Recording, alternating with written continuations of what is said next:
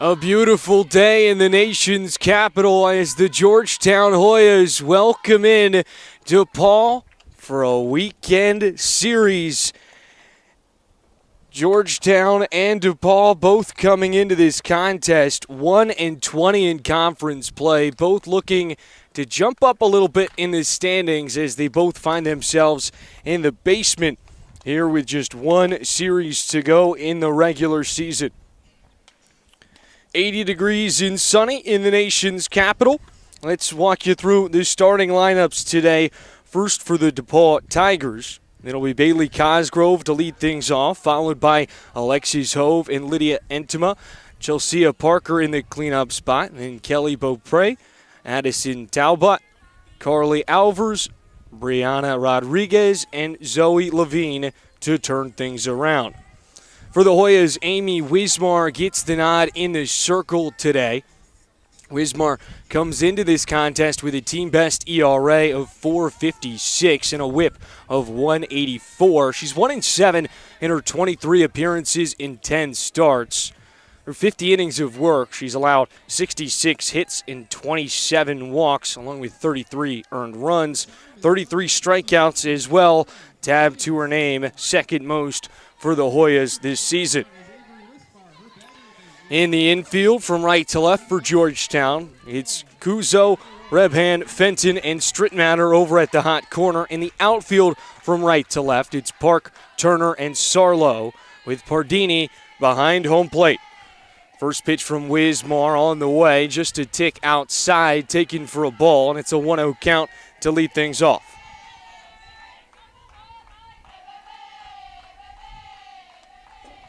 Wismar, the senior out of Brentwood, Tennessee.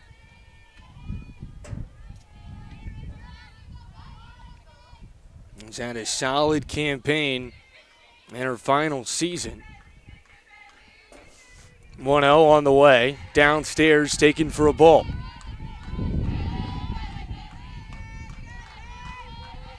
We last saw Wismar on the road against UConn.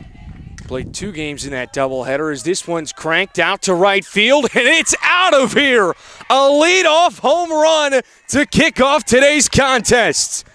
Bailey Cosgrove.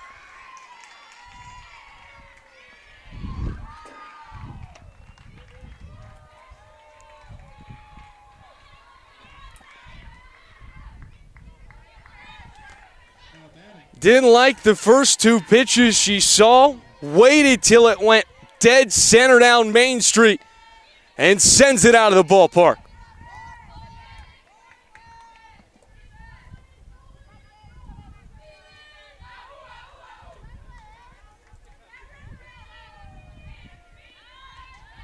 The Blue Demons with a 1-0 lead.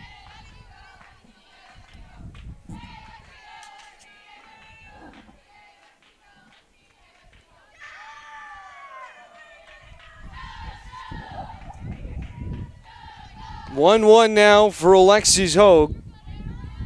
Coming into this contest with a batting average of .269 and her 26 at-bats.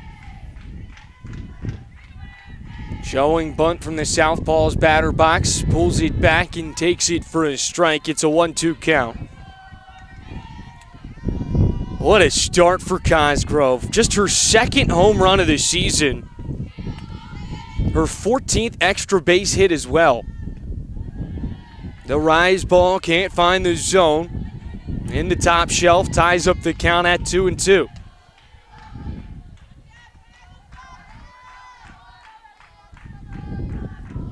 Wisman, the right-hander, fires. This one shot down the third base line but rolls foul before it can reach third base.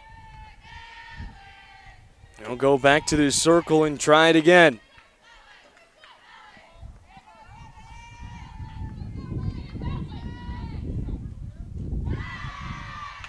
Called strike 3. Caught looking. A great response from the senior right-hander Wisman. After giving up a solo home run, comes back and grabs a K. 34th strikeout of the year after her 10th home run allowed this season. Brings up the sophomore designated player, Lydia Edema.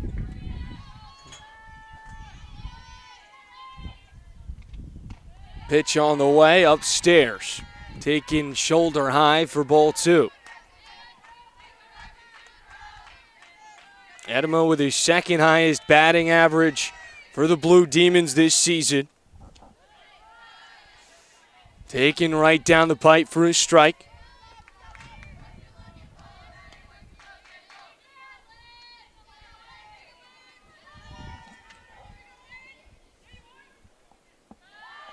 This one into the dirt, bounces up very high, comes back in after the 3-1.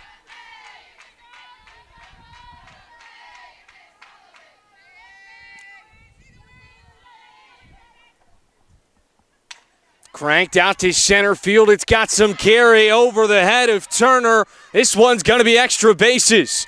Sliding in safely. It's a one-out double.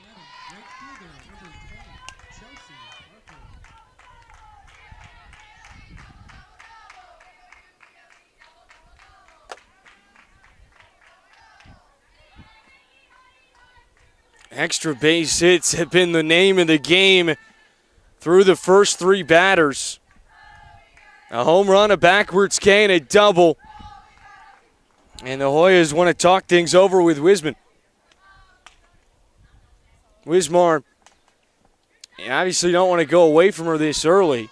I'd be very surprised if they take the ball out of her hands just one out into the contest. This is more so a conversation just to ease a little bit of the nerves before you bring up the cleanup batter. And Chelsea Parker, and the freshman has appeared in 27 games this year, but only 6 starts and 30 at-bats. But she has been unbelievable in her small sample size. 11 base knocks, 2 of which have gone for extra bases. A slugging percentage of .500 and a batting average of .368. Wismar with a runner on second. Unloads. Dead center. The fastball goes through for a strike.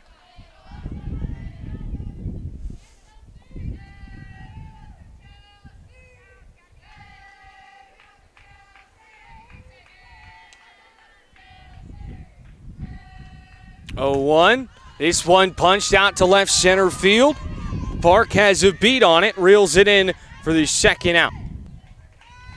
Keeps the runner honest over at second as well. Now with 2 down, Beaupre, the senior first baseman, the senior first baseman, steps into the batter's box with 2 away. A great day at the ballpark this afternoon. The Hoyas celebrating the hidden opportunity. They partner up with the Hidden Opportunity, a nonprofit organization for athlete mental health advocacy, education, and support. THO provides accessible resources and unites global community to empower athletes to prioritize their mental health and shatter the stigma within sports culture. It is Mental Health Awareness Month here in the month of May. A great ceremony to kick things off before we got things rolling this afternoon.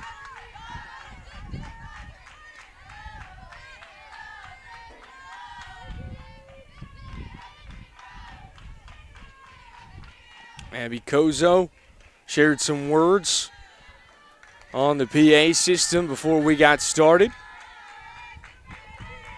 Really is a great cause, and you start to see the stigma really start to wear down, not just in sports, but really all across the country, as a 5-pitch walk puts runners on first and second for the center fielder, Addison Talbot.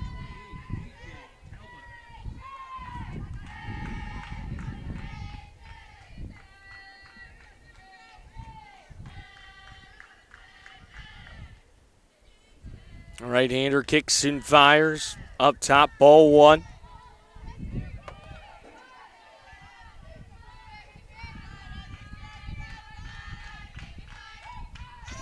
Talbot hitting .247 this year. Right around the Mendoza line. 1-0 catches a corner. Called strike.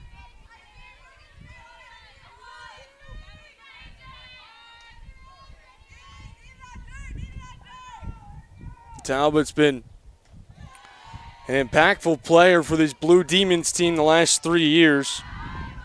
Started all 49 games her sophomore campaign. Last year, with 33 games played and 21 starts.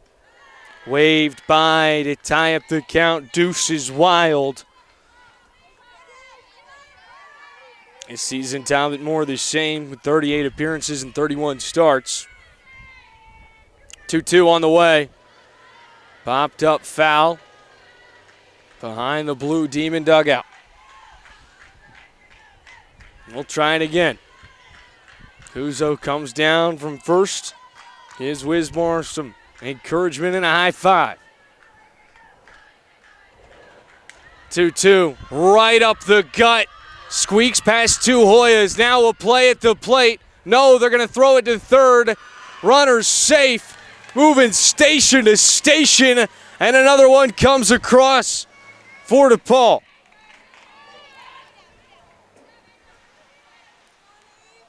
A 2-out base knock brings a run in and puts two runners in scoring position. Now batting, third base, number 3,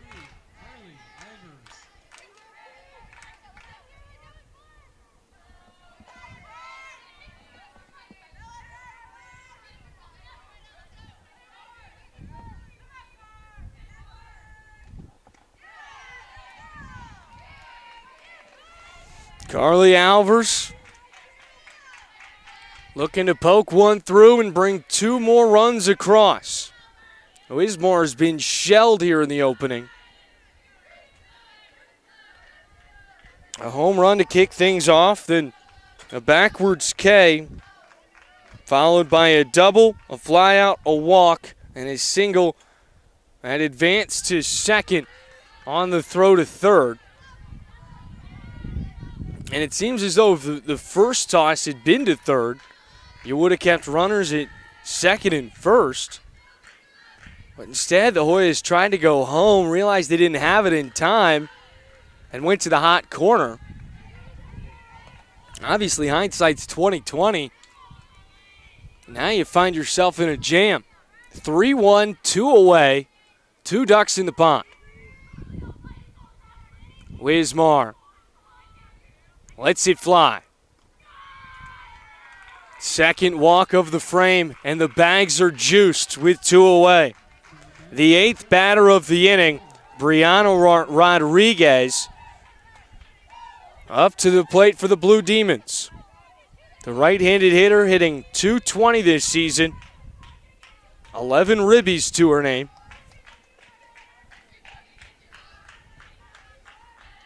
Wismore kicks and delivers right down the pipe. 0-1 count.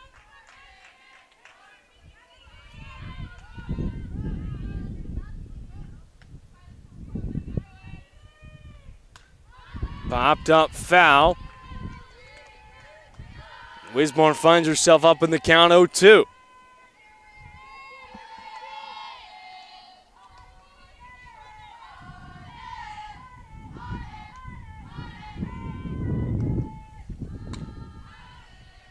Cracked foul right into the back net.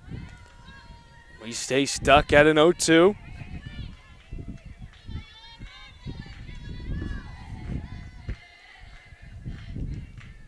The right-hander deals. Shot over to second base. A great glove by Rebin. Shoots it over to Kuzo. And that will retire the frame. We go through 8 batters. 2 runs come home, but they leave the bases loaded. 3 ducks in the pond. And the Hoyas escape with only a 2-run deficit as we head to the home half of the first.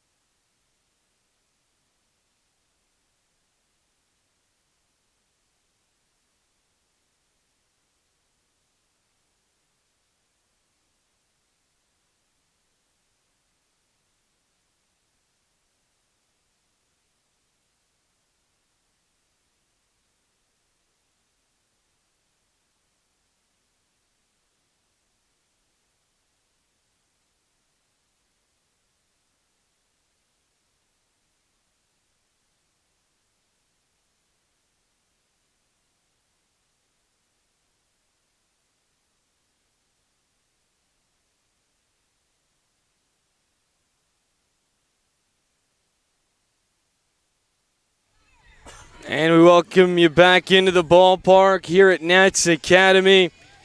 It's the DePaul Blue Demons leading by 2 runs here in the bottom of the first inning. The Hoyas up at the plate. It'll be Claire Turner leading things off, followed by Brooke Rebin, Emily Strittmatter, and Sammy Fenton in the cleanup spot. First pitch from Niji is right to the outside of the plate, taken for a strike. Now the 0-1, wasting no time in the circle. Can't catch the outside portion right there. Went back to really the same spot. Nevertheless, ties it up at 1-1. Turner takes a swing at this one, right back into the plate for a 1-2 count.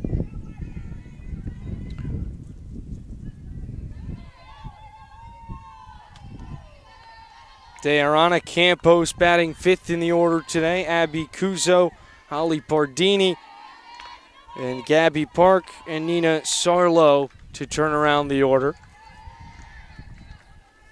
Niji gets the nod for the Blue Demons in Game 1 today. Count goes full. Payoff pitch upcoming. In the infield for DePaul, it's Beaupre over at first, Cosgrove at second, Rodriguez at short, as this chopper hops over second, and it's a leadoff base knock for Claire Turner. Alvers over at third for the Blue Demons, and in the outfield from right to left, it's Parker, Talbot, and Hogue. Levine behind home plate. Fresh count, runner on first as the Hoyas look to cut into the deficit here in the bottom of the first inning.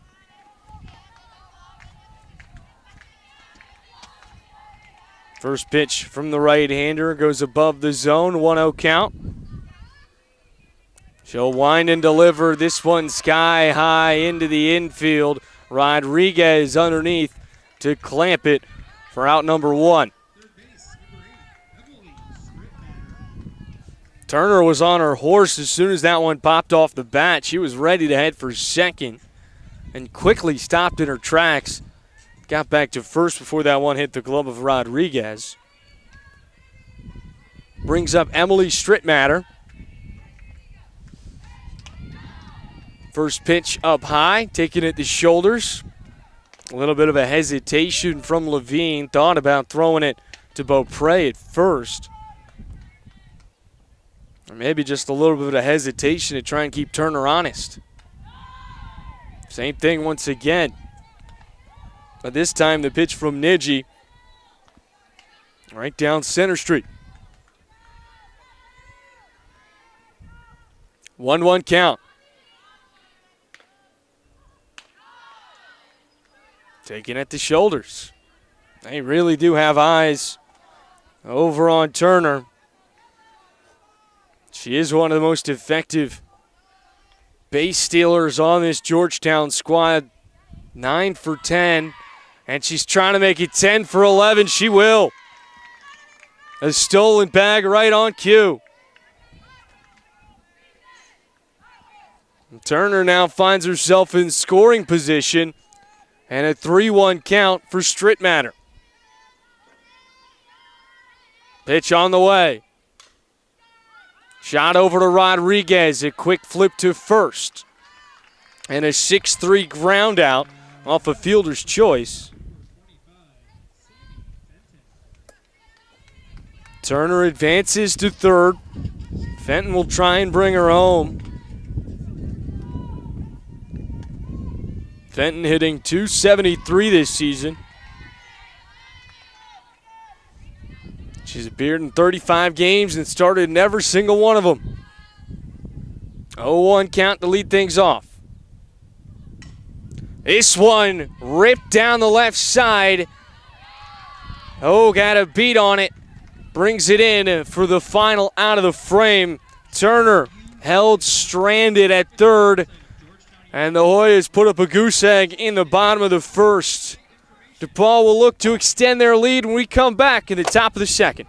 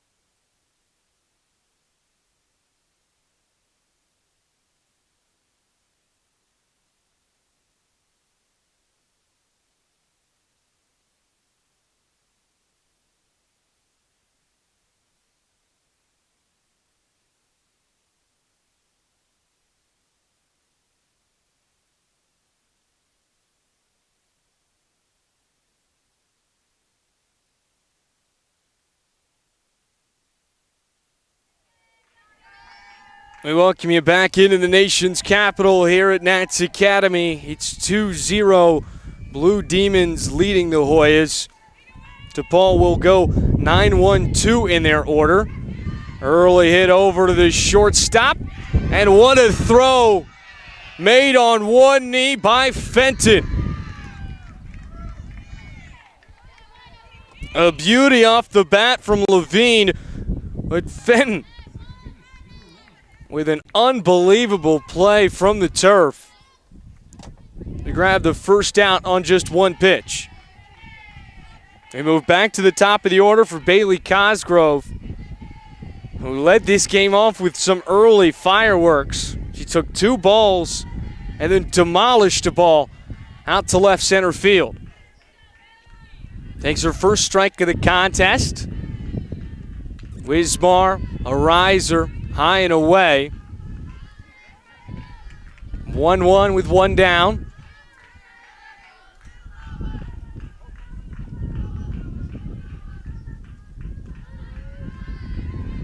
This time she punches it through. Off-speed pitch to the outside. Paints the edge. Wismar delivers once again, goes back to the riser, head high. Ties it up at a pair. Cosgrove shoots it down the right side. Goes foul.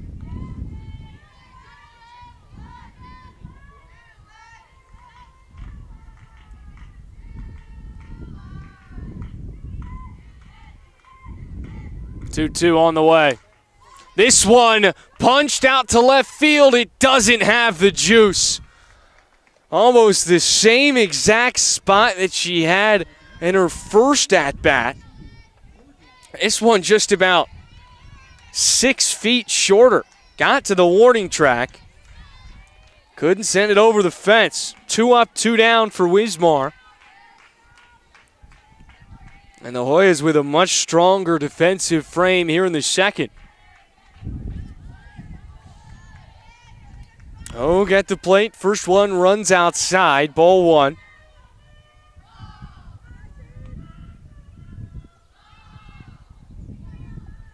Now the 1-0. Down low, ball 2.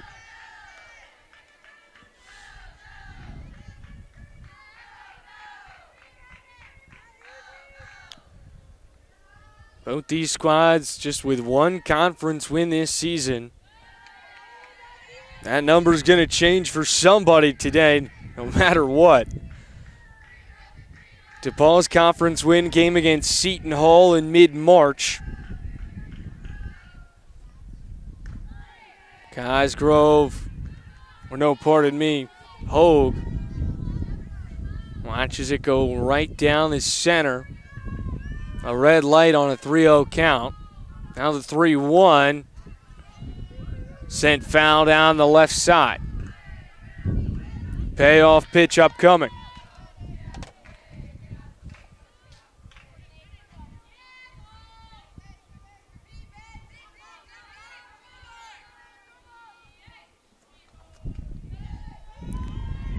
And it's a 6-pitch walk. Hogue, after striking out in the first inning, now gets on base in her second plate appearance. Puts a runner on with 2 down for Lydia Edema. Georgetown's sole victory in conference play this year came a couple of weeks ago. Runner takes off for second. Tag laid down in time. What a throw from Pardini. Right on the nose. And the Hoyas keep the Blue Demons scoreless in the top of the second with only 3 plate appearances. We move to the home half of the inning. Coming up.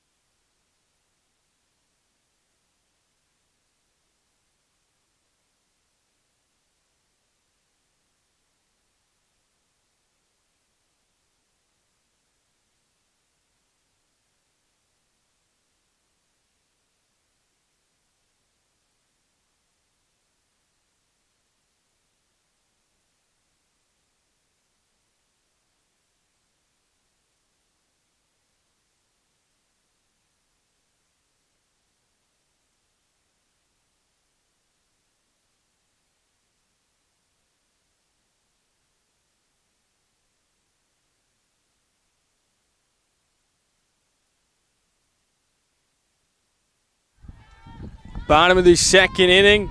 Hoya's up at the plate. They'll go 5, 6, 7 in their order with Campos, Cuzo, and Pardini.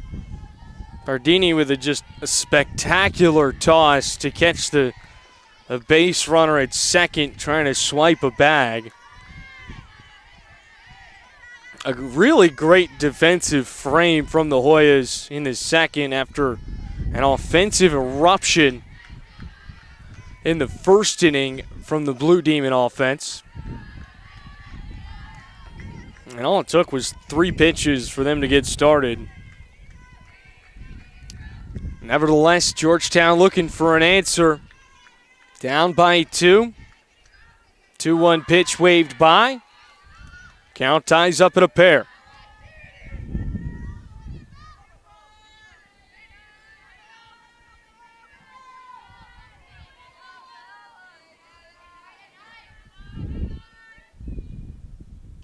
2-2 wave by strike three.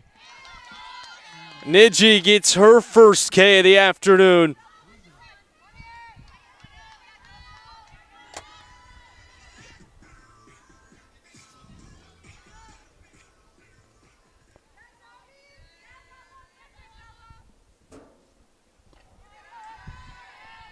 First pitch for Kuzo. Can't find the zone. Niji has had a real strong season for the Blue Demons this year. Off-speed pitch, finds the zone, ties it up at 1-1. Comes into this contest with a .354 ERA. 99 innings worth of work. Now up to triple digits here today. A 4-3 ground out retires Kuzo. It's 2 up, 2 down. What really sticks out for Niji is 67 strikeouts, only 33 walks. She has pounded the plate today as well. Tipped foul by Pardini.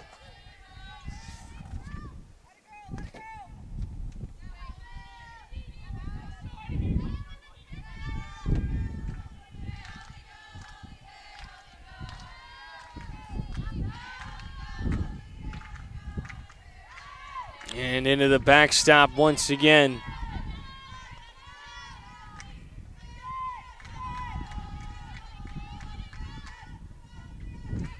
And what's interesting is Niji's first career save actually came against Georgetown last season. And this is a series that the Blue Demons have controlled.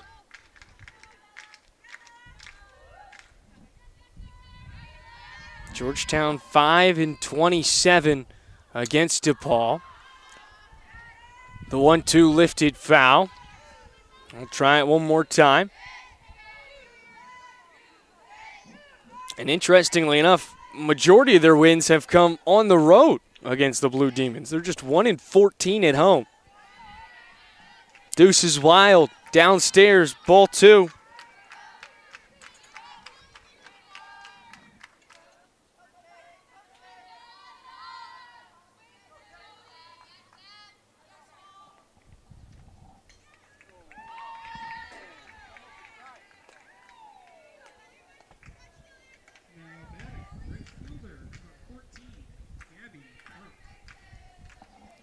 Now we move to Gabby Park after Bardini reaches first.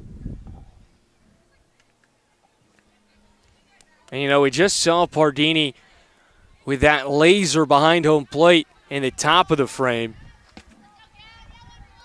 She now takes over the Big East lead with 11 caught stealings on the year. You can assume that Blue Demons might be a little more cautious with trying to swipe bags today after seeing what she's got with a cannon of an arm.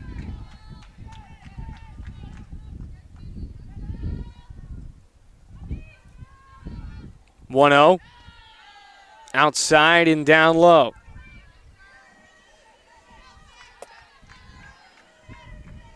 Niji struggling to find the zone. Hoya's looking to attack. No need to right now. They're letting her pitch around him.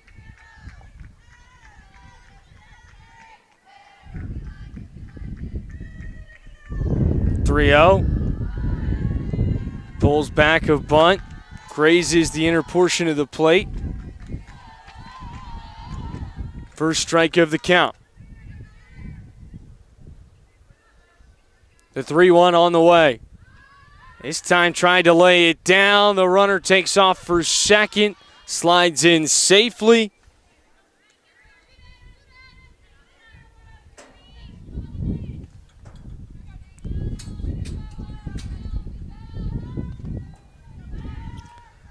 Payoff pitch upcoming.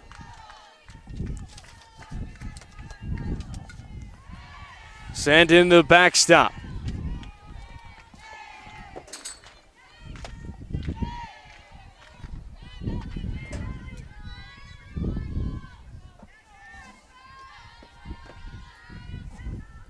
The 3-2. A chopper down the first base line. And an easy foot on the bag for Beaupre to retire the second inning. Once again, Georgetown leaves runners stranded. Still scoreless, trailing by 2 as the Hoyas try and find a way back into this ball game as we head to the third.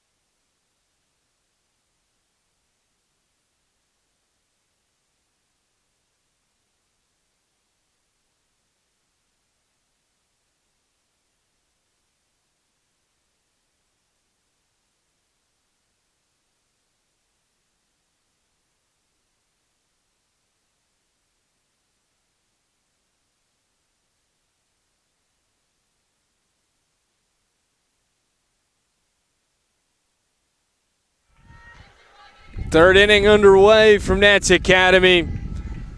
Blue Demons leading by 2 runs, both of which came in the first frame. It was a Cosgrove solo shot and an RBI single from Talbot that brought in Itima. Itima's at the dish right now. Popped up behind home plate, and Pardini with a snag.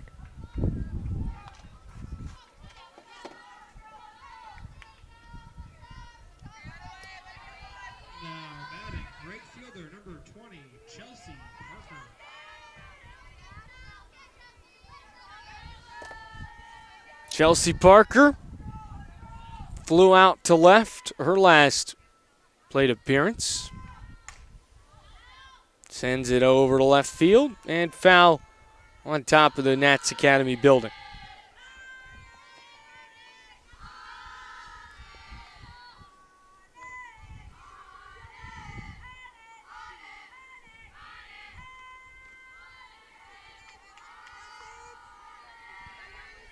Oh, 1 can't find the zone, ties it up at 1-1.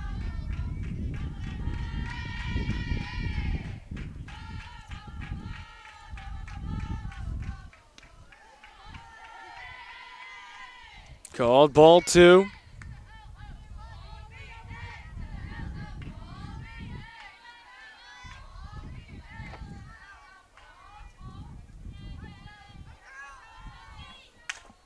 This one's crushed out to center field, and it's way gone. You can kiss that baby goodbye. Chelsea Parker with a second homer of the day for the Blue Demons.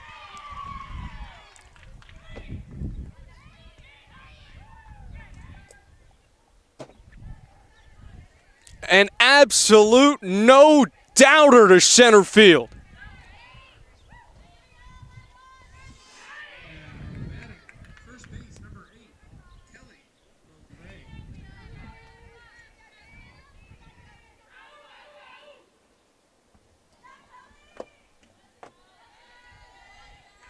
What a start to this ball game for DePaul. A home run from Cosgrove in the first, a homer from Parker in the third, and it's 3-0. This one sliced up top over the Georgetown dugout into foul territory. Ties it up at 1-1.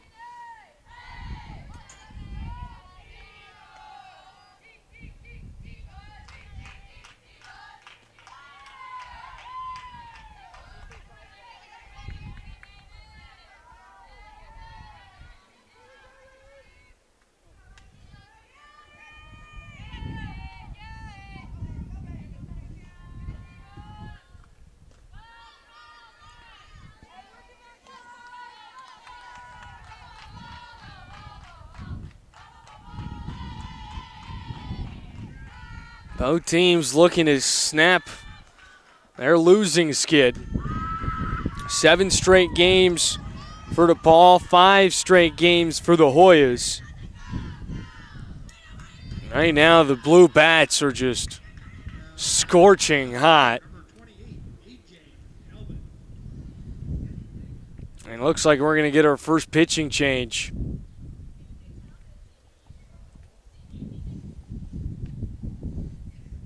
We'll see what they decide. This could just be another one of those meetings, but typically the first time around, it's just a quick conversation. The second time, they're coming to take the ball out of her hand, and it seems like that's going to be the case. We'll step aside, let her get loose as the Hoyas turn things over to Maggie Howard. Or pardon me, Sage Hager. That 2 looked like a 6 from here. Nevertheless, we'll let Hager warm up, step aside. We'll be right back. 1 down in the top of the 3rd.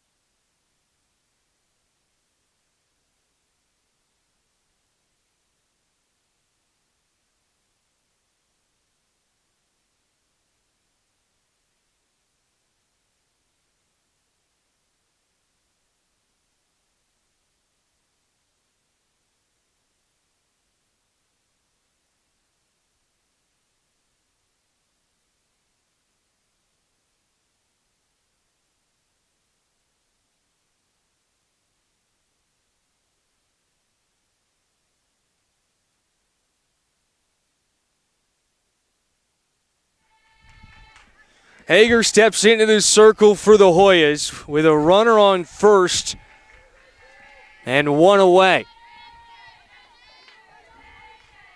This season, Sage sporting an ERA of 6.31. She's 2-5 in her 27 appearances and 4 starts. This one's crushed. Does it have the distance? Yes, it does. The 3rd home run of the day. This one good for 2 runs. And the Blue Demons firing on all cylinders.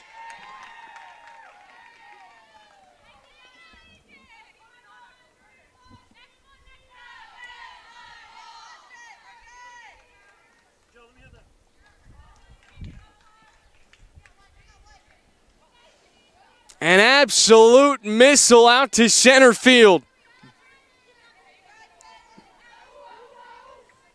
It certainly had the exit velocity. The question was, did it have the angle? This one's got some lift to it. High flyer to the infield, grabbed by Rebin for the 2nd out of the inning.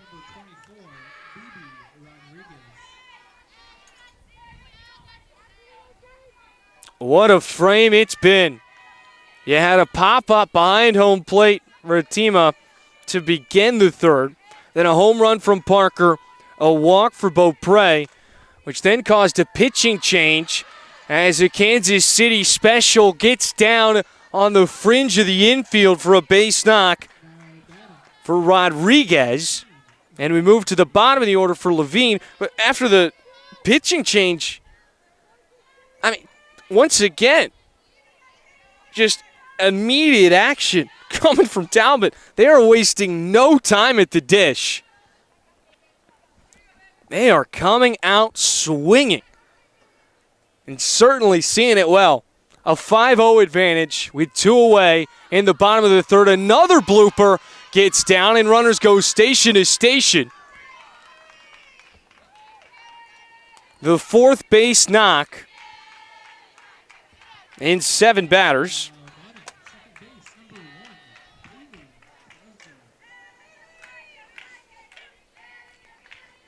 6 Blue Demon hits to the Hoyas 1. And another meeting between the infield and Bardini and Hager. I mean, they just got to figure something out. It was a great second inning where they went 3 up, 3 down. But in the first frame, the Blue Demons went through 8 batters. They're on their 8th once again here in the third inning with 2 away. And a chance to bring more runs across with Rodriguez in scoring position on second. Hager unloads. Off-speed pitch is true. Falls into the heart of the zone for an 0-1 count.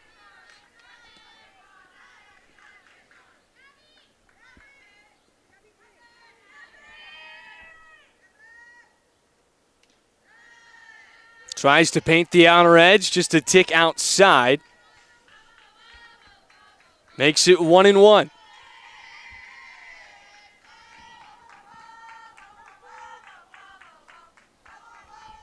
At the top of the order with Cosgrove, who started the day with a home run.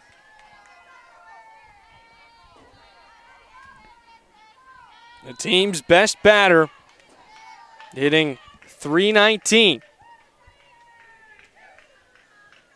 1-2. Lifted up. Shallow center field. Backtracking Rebin reels it in for the third out.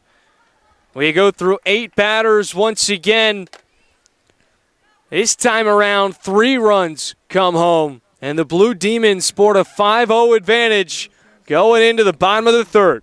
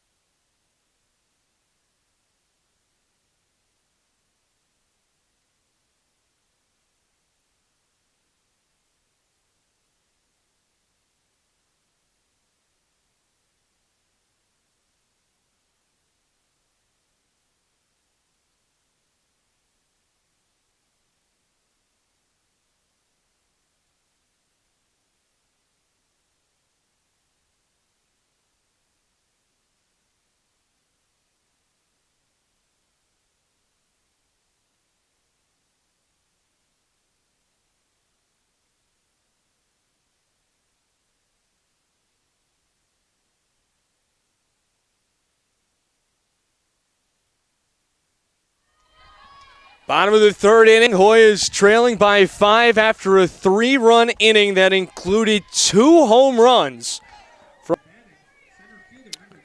Looks like a hit by pitch will get us started for the Hoyas as Nina Sarlo reaches first on her first plate appearance of the afternoon.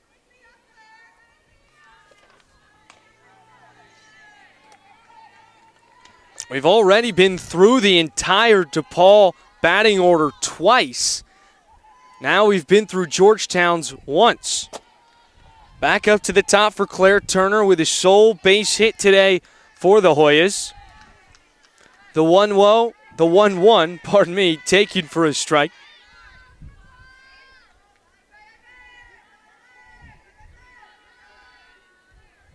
Pitch on the way. It's a beauty. It has been a really great day for Niji in the circle. 1 walk, 1 strikeout, and 1 hit. This one cranked right between the gap of Rodriguez and Alvers. Rolls into left field. And Claire Turner having herself a solid day. 2 for 2 at the dish. And puts Sarlo in scoring position. Second time today a Hoya has been in scoring position. You know, this is a Hoya squad that really has some interesting walk-up songs. That is something that has really stood out to me. They just had the crazy frog. That one looked like it went into the plate and back to the circle, so we'll run it back for an 0-1 pitch. We had a Brings the Boom. It's a big song that went viral via some social media influencers. Really unconventional. I mean, typically you hear like Gasolina with Daddy Yankee. That's a real popular one. I'm trying to think of more, but that's really all I've got. I mean, you got to credit the originality. That's definitely something. You get points for creativity. Niji off speed, right into the heart of the zone.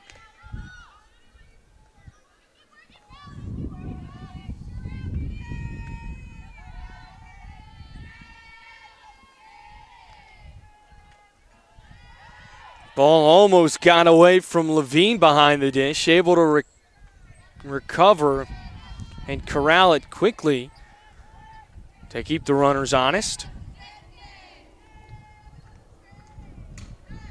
Crank down the right side, foul. 1 out. Runners on first and second.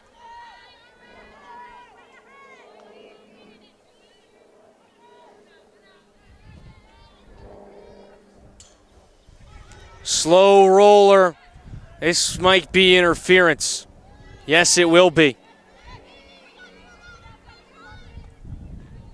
Looked like Sarlo just got a piece of Rodriguez as she was charging towards the ball.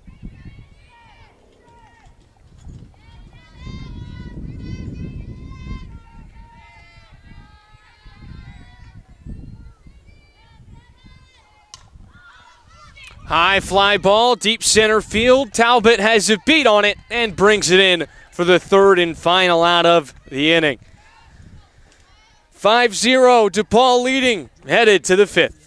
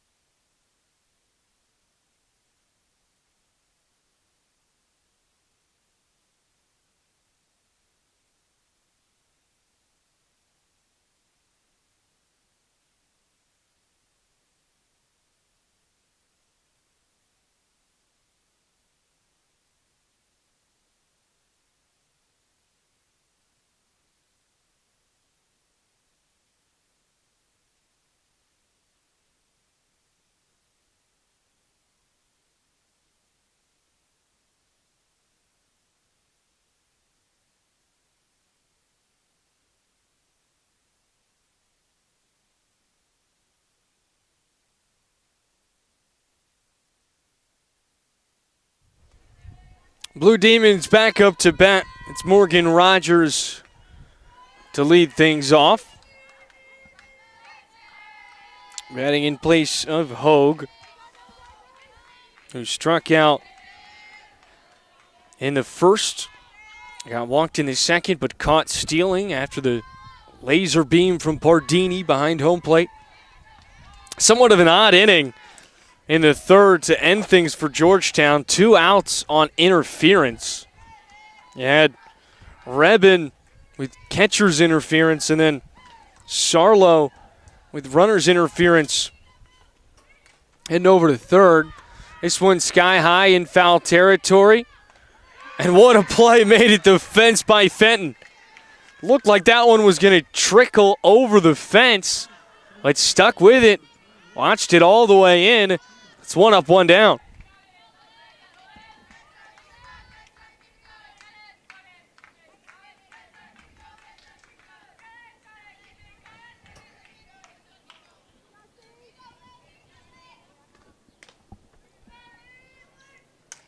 First pitch, a chopper over to Fenton. On one hop, tosses over to first. It's a 6-3 ground out. Fenton with some early activity here in the top of the fourth inning.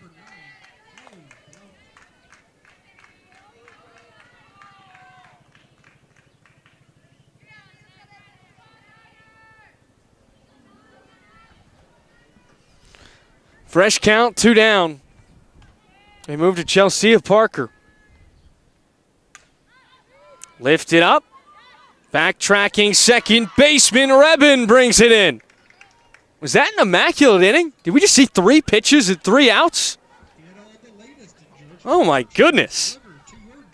Well, that was quick. We head to the bottom of the fourth. Hoyas looking to cut into the deficit.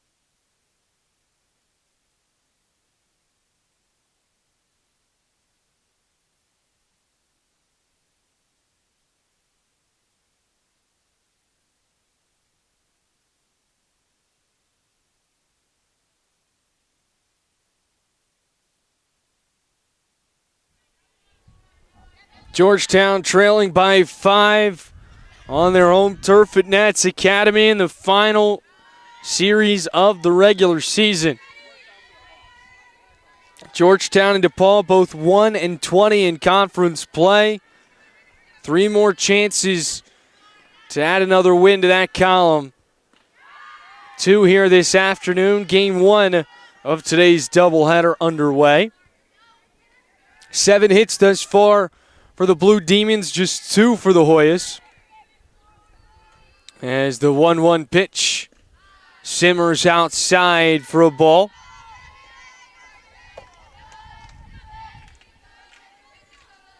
It's Campos at the plate.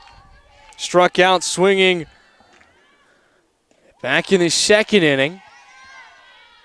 Now finds herself up in the count, 3-1.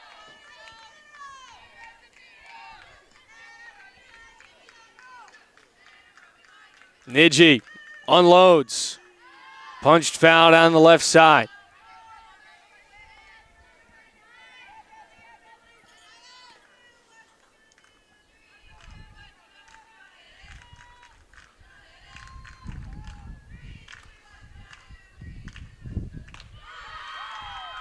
Called strike 3 on the payoff pitch.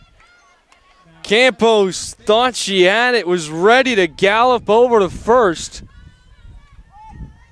Instead, she trots back to the dugout after her second K of the afternoon. First one swinging, second one looking. Abby Kuzo takes the first pitch ball. Kuzo with a 4-3 ground out back in the second. This time goes to first, but rolls foul.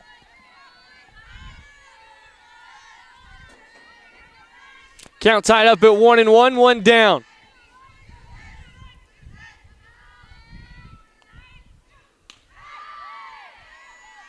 Called strike 2. Caught the corner.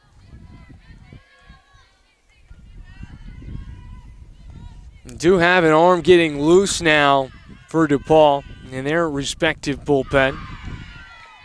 Strike 3. Back-to-back Ks. First one looking, second one swinging.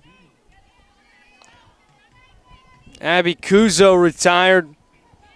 And Holly Pardini, who was walked in the second inning, steps in from the right side. First pitch is true. She's pounding the zone right now, absolutely feeling it. 3 strikeouts today, 1 walk, 2 hits. Reggie lost the handle right there. That one skipped in the dirt, or the turf, I should say, on its way to the plate.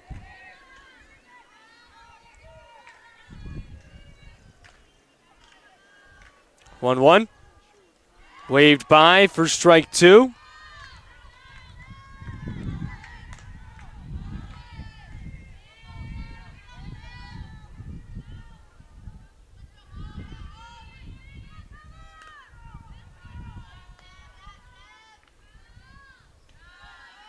Off speed up top.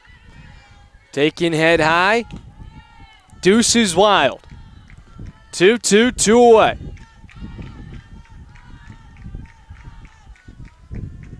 Ridgie.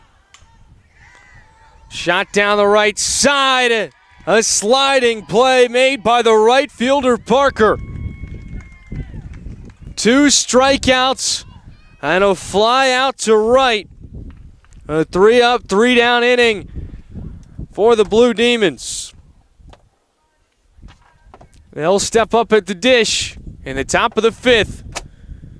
Hager trying to keep him within arm's reach.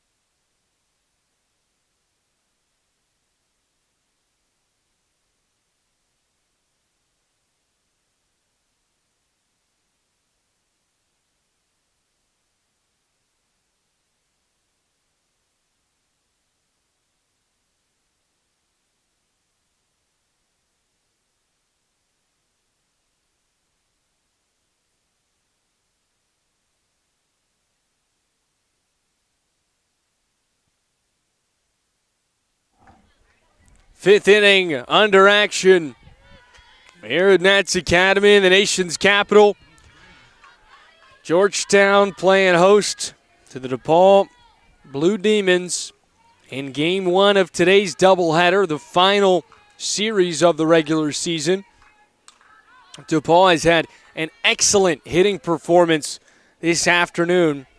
They brought in 2 runs in the first, 3 runs in the third. Every other frame has been scoreless on both sides.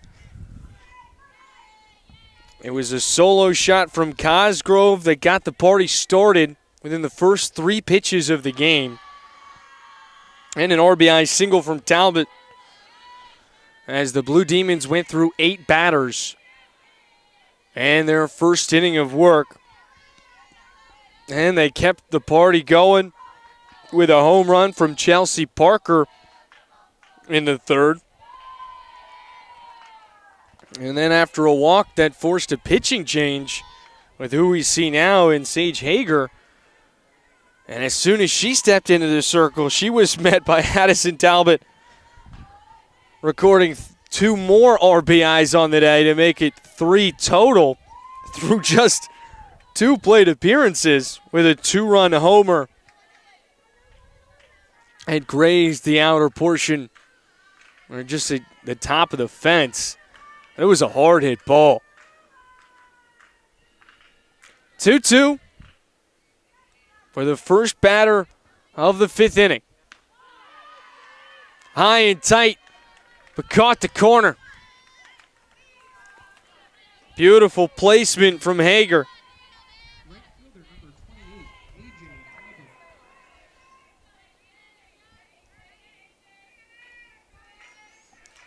Beaupre takes his seat after the K.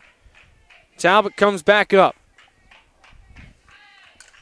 Talbot seeing it well today. Is this called foul? Yes, it was. She was ready to head for third and finally got the signal.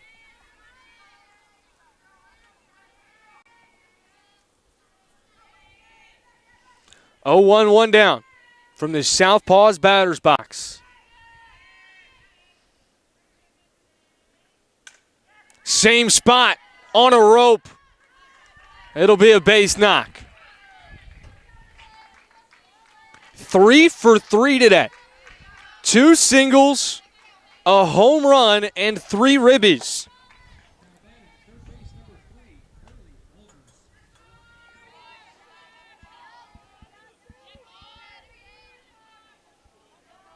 Carly Alves now 0 for 1 today. Popped up to the second baseman, Rebin, back in the third inning and was walked in the first.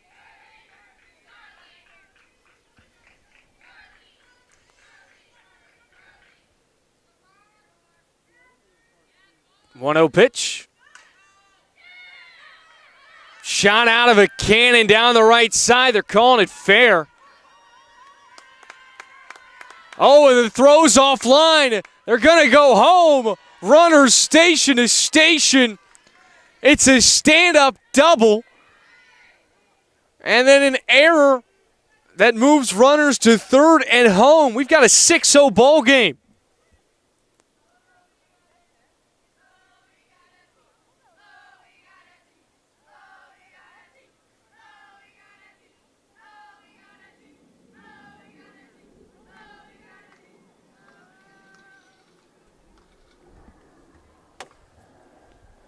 Another meeting at the circle for the Hoyas. I haven't been keeping track, but it feels like the 6th or 7th we've had today. They're really just trying to get on the same page. And right now you're really flirting with that run rule territory.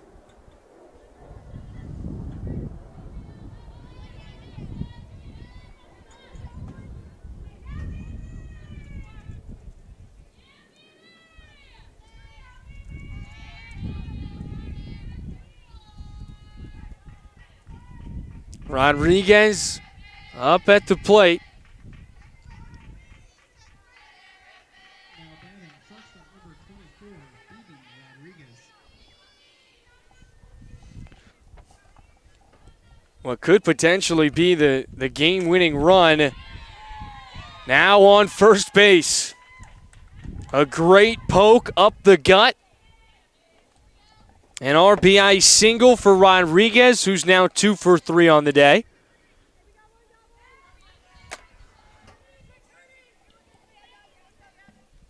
That run rule is through 5 innings.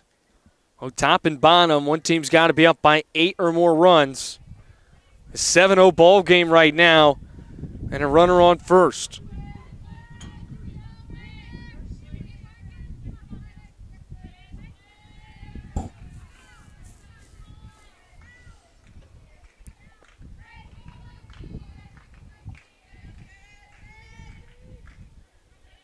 At the bottom of the order, what was going to be Zoe Levine is now a pinch hitter. Looks like Brooke Seawick. First pitch strike. I need some binoculars out here. Looks like a 3-0. We'll go with Seawick. 5'6" utility sophomore out of Park Ridge, Illinois. 0-1 count. Beautiful pitch from Hager.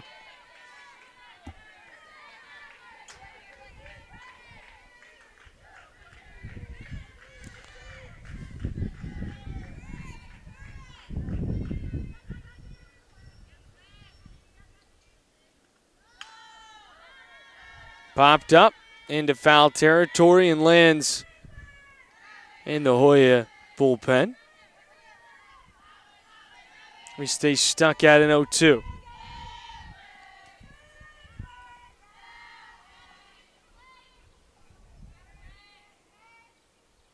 Egger winds and delivers.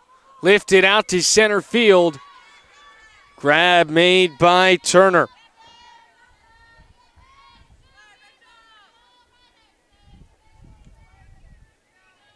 Now batting, second base, number 1, Bailey Cosgrove. Takes us back up to the top of the order. It'll be Bailey Cosgrove,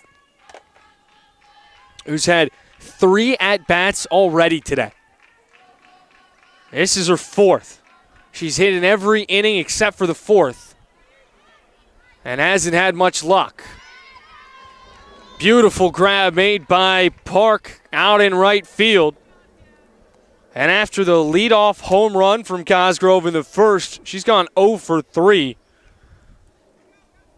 All with flyouts, 2 to the outfield. No run rule here in the 5th inning. We'll head to the bottom of the frame. Hoyas trying to claw their way back in, down by 7.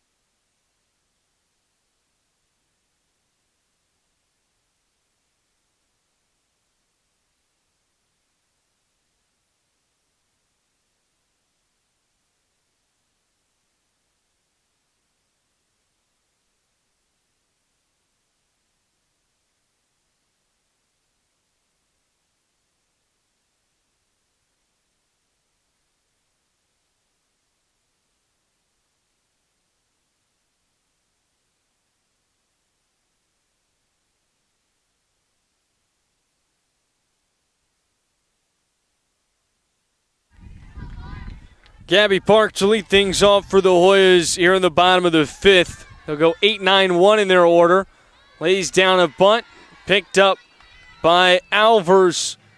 And a quick toss to first. 1 up, 1 down after 1 pitch.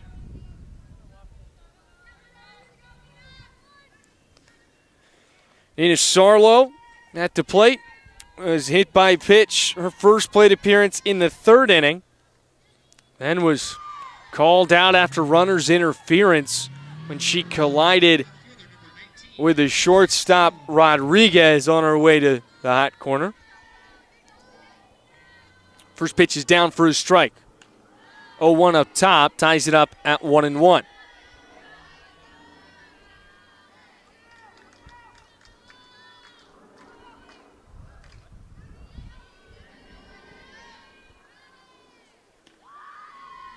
One downstairs, 2 balls.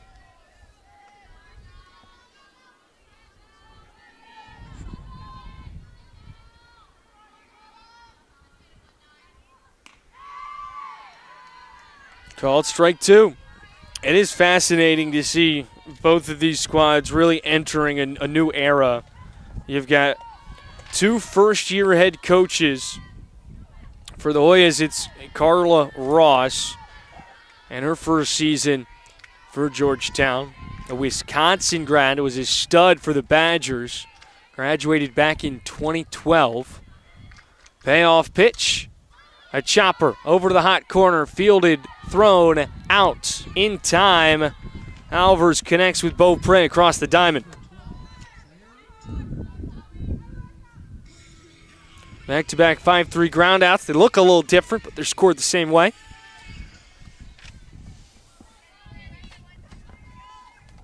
For the Blue Demons, you've got Liz Bocic-Jagelski, who enters her first season with the Blue Demons. Was a DePaul graduate in 2004.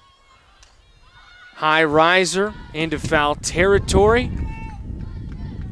Adds a strike to the count.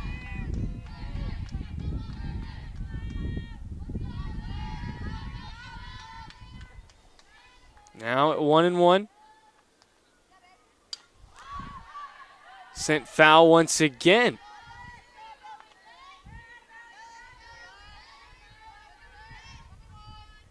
Bocic Jagodowski, the 6th head coach in program history of the DePaul Athletics Hall of Fame. She actually had an NCAA tournament appearance in just the program's 2nd Women's College World Series back in 2000. I mean, she was an All-American player. She certainly knows what she's talking about. And right now, the Blue Demons are looking unstoppable. Another strikeout added to Niji's total today. Another 3-up, 3-down frame. And the Hoyas, trailing by 7, will try and keep this one within reach as we move to the 6th.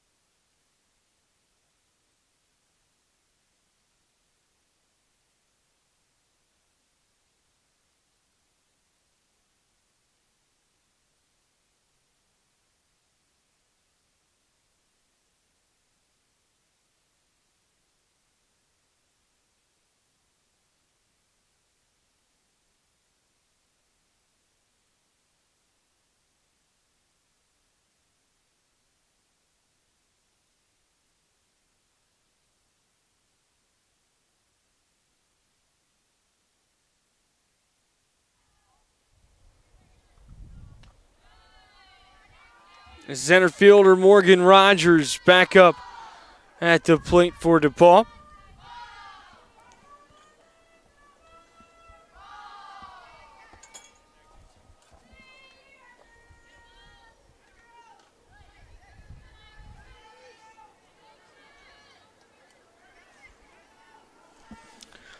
One count.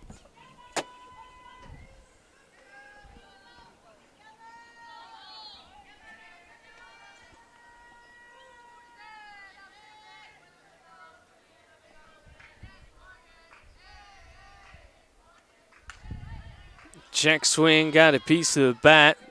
Sent foul down the right side.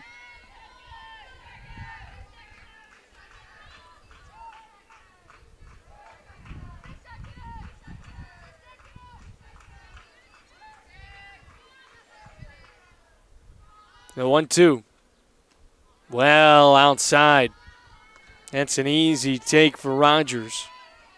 Don't have to think about that one too much.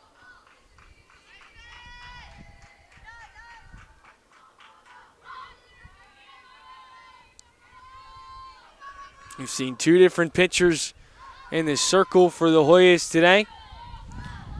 We started with Wismore, moved over to Hager.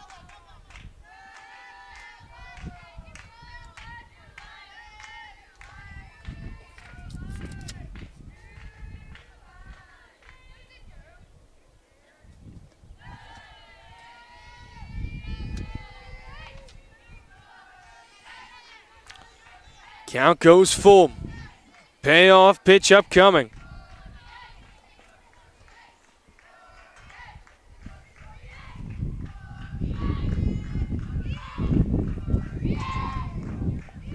Three-two. Crank down the left side. Called fair. Turns around first, and it's a stand-up double.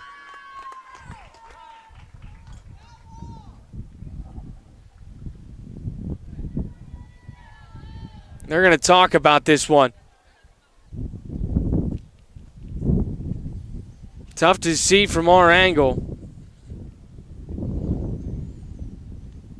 Your camera angle is exactly where I'm looking at it from. And I'd be surprised if they can turn this one over. They will. Wow. That's why you score with a pencil rather than a pen.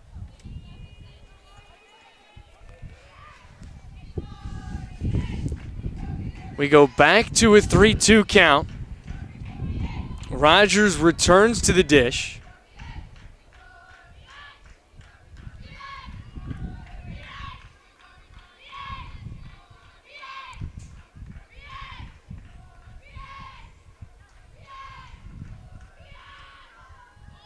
Outside, ball 4.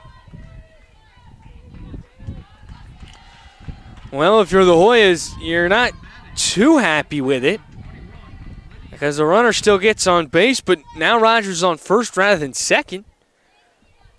They also take away a hit. 10 base knocks today for the Blue Demons in Game 1. The Hoyas with 3.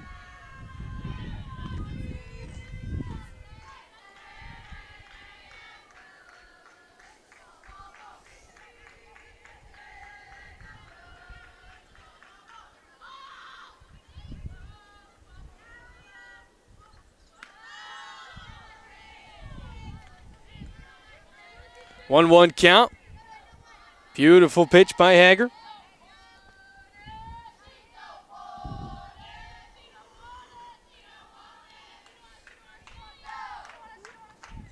Atima right up the middle. A walk and a base knock put runners on first and second with nobody away. The Blue Demons trying to seal Game 1 today.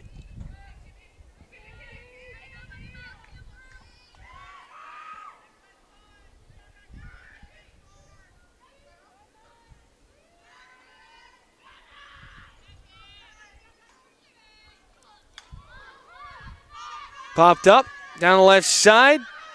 Runners will tag up. Throw to third. Over the head of the third baseman. So a sac fly from Parker puts both runners in scoring position as they go station to station.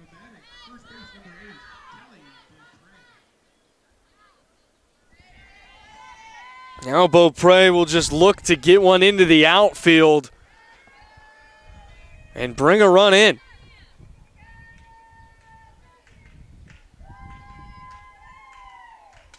Comes out swinging.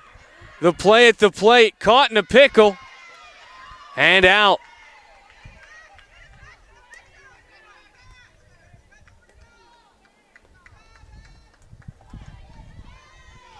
A beautiful decision from the left side of the infield.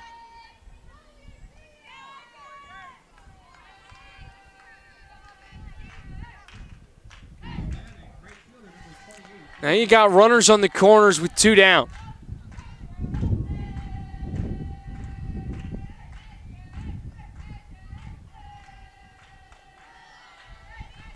Obviously the double steal is in the picture here. We can just try and tease Pardini. Try and get her to make that throw so you can head home. But after a runner got hosed earlier today, I don't know if that's the best decision. Going against the pitcher that leads the Big East in caught stealings. 1-1, 2 away. And who else at the dish than Addison Talbot, who's 3 for 3 today with 3 ribbies. 1-1 tipped foul.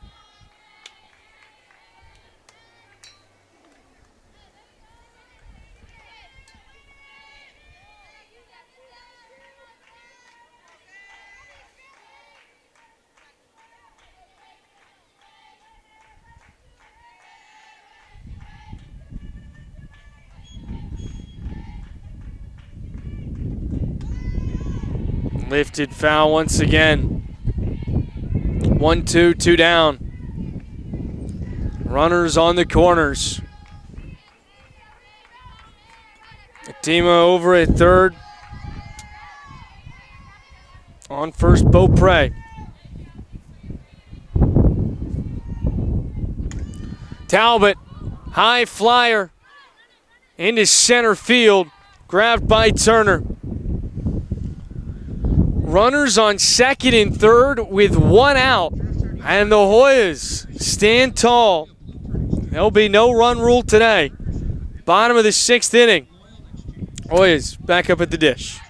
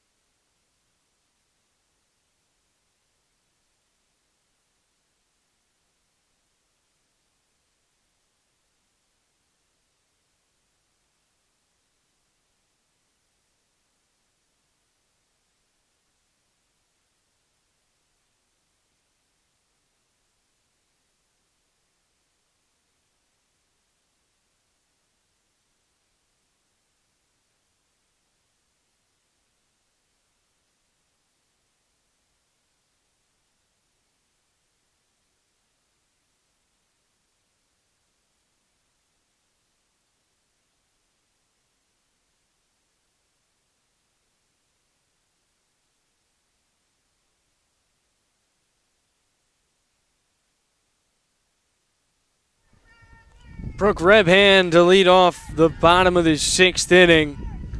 The Hoyas will go 2, 3, 4 in their order. Waves by the first pitch for an 0-1 count.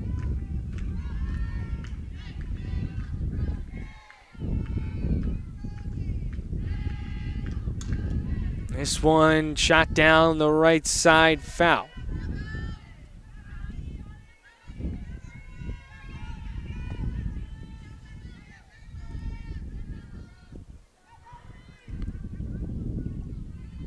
Oh, 0-2 pitch. Oh, that one looked good, but didn't get the call. Missed it by a hair.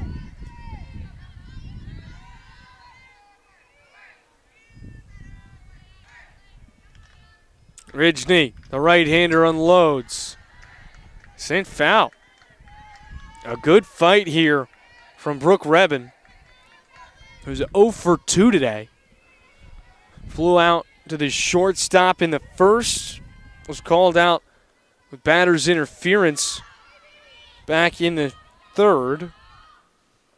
Another foul ball.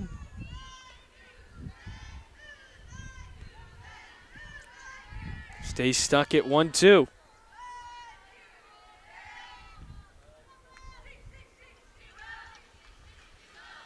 The pitch just over top the zone. Ties up at a pair.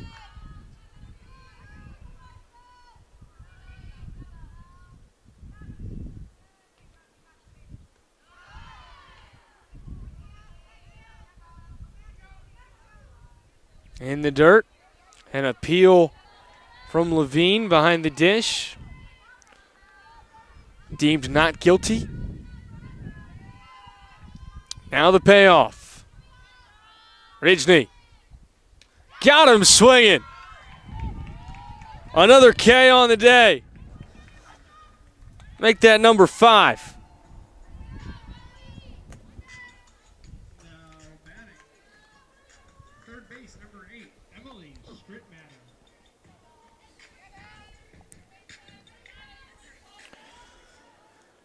And she's had 2 instances with back-to-back strikeouts as well.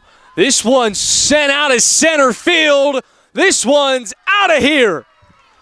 A home run off one pitch from Emily Strittmatter.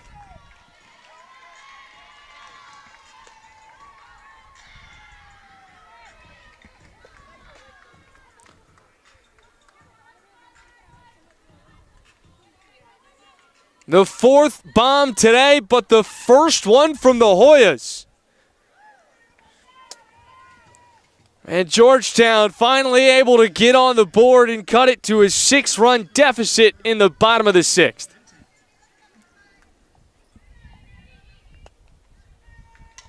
Sammy Fenton, a chopper over to third. A grab at the hot corner from Alvers. The throw in time to Beaupre.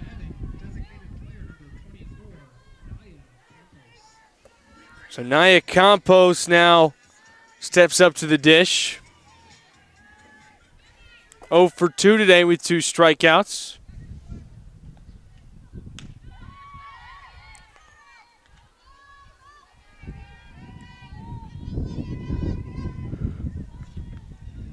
Nidji pounds the zone.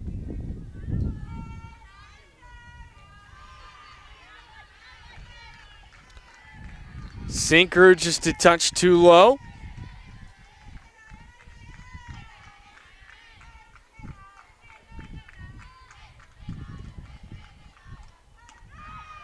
One is true.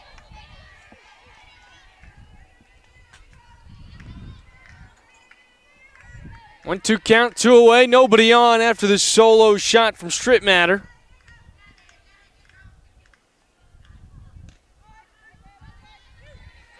Deuce is wild. 2 balls, 2 strikes, 2 outs. Hoya is trailing by 6. Campos doesn't like it, and the count goes full. A payoff pitch for Naya. Waved by. Second strikeout of the frame for Nidji, pardon me. 1 out left to be played in game 1.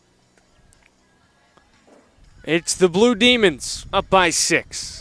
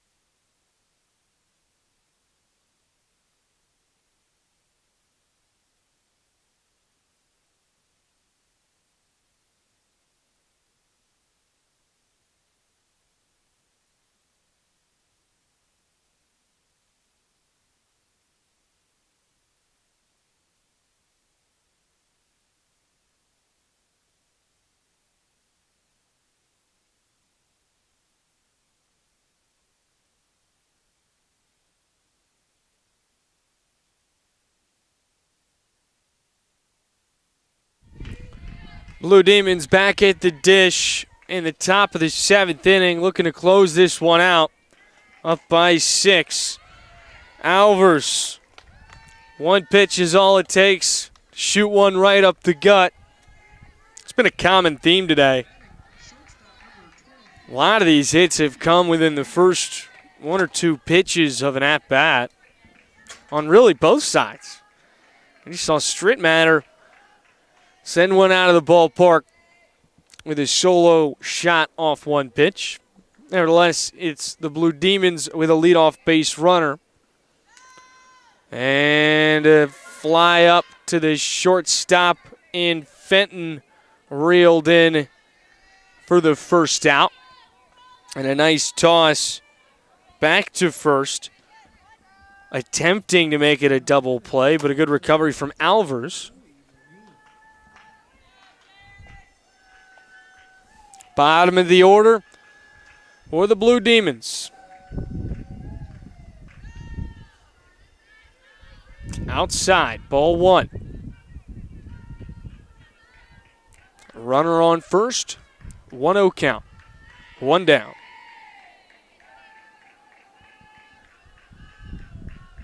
The right-hander deals.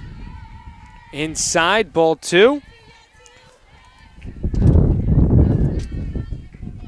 Levine, 1 for 2 today. A 6-3 ground out and a single.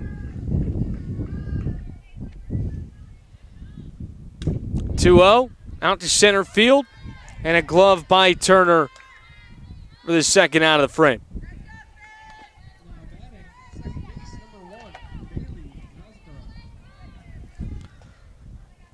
Takes us to what could potentially be the last batter for game 1 for the Blue Demons. Bailey Cosgrove started this game with a home run. That's really what ignited the offensive flame for the Blue Demons today. She was hitless her last 3 at-bats, but once again answers on the first pitch. Second base knock of the frame, 13th of the ball game. And the second for Cosgrove, who will likely finish today 2 for 5. Great day for her. Now it's Rogers. Right into the glove of the third baseman, Strittmatter. A quick 7th inning despite 2 hits. And now we move to the final 3 outs. Hoyas need 6 runs to keep this one going.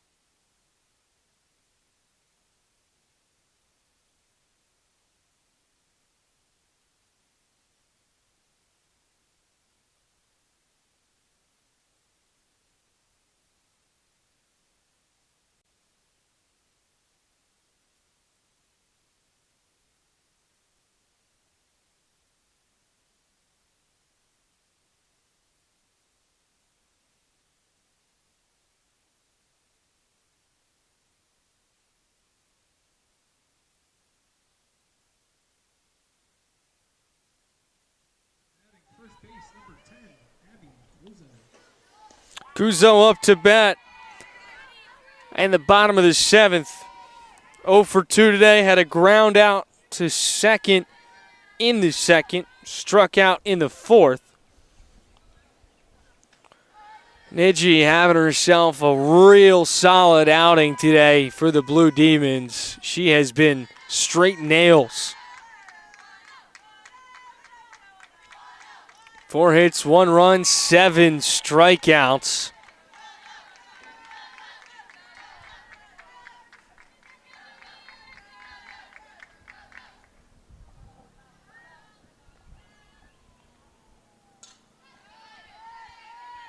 This one sent foul.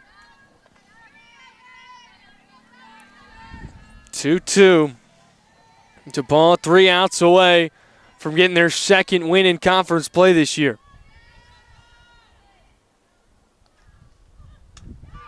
The pitch on the money. Got him looking. Make it 8 Ks.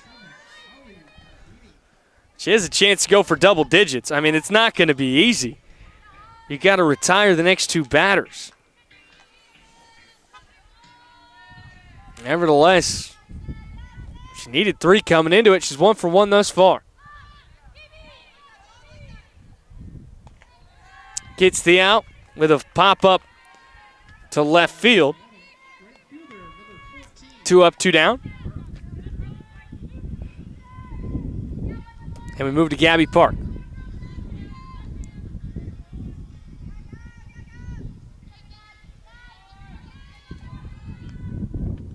Meiji unloads over the zone.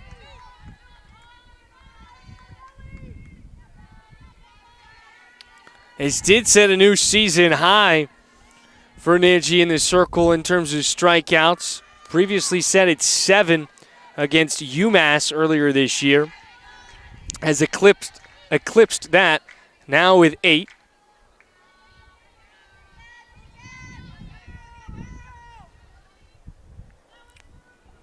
And she had this is actually a career high for her.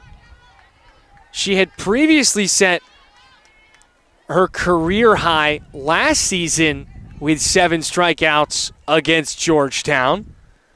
Then comes to see the Hoyas again this season and sets another career high. How about that? And one day she set a career high in strikeouts last year against Georgetown. The next day she also played and threw a no-hitter.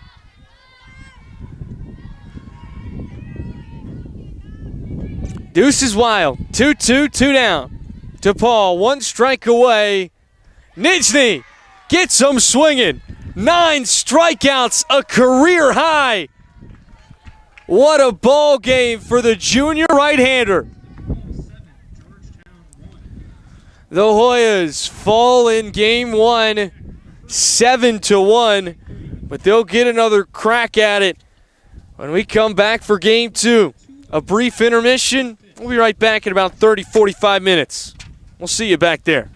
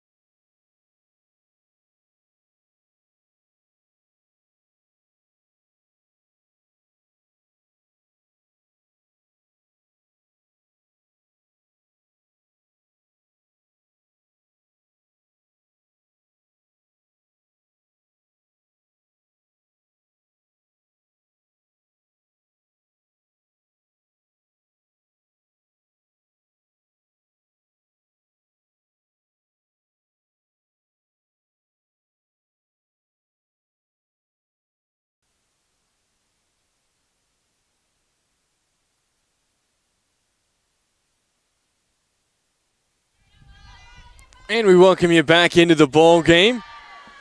We'll catch you up on what you've missed. In the bottom of the second inning, Georgetown had the bases loaded with nobody away. Back-to-back choppers to the shortstop Rodriguez for plays at the plate. Put 2 away, but the bases stayed loaded. Then a Lynchburg laser down the right side, but a diving grab made by the second baseman Cosgrove retired the frame.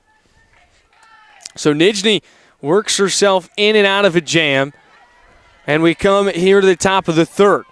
Cosgrove led things off with a single.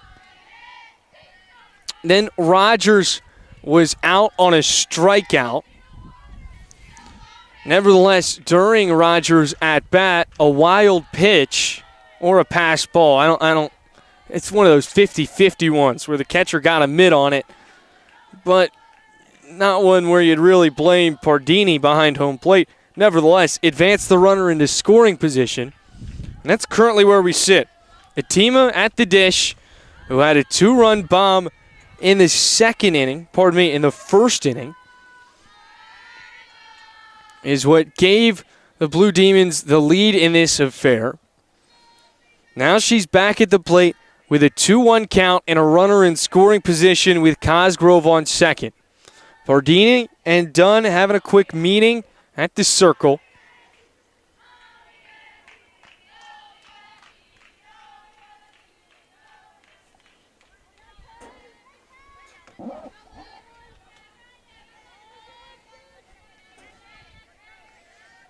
And we're all squared away and ready to resume action.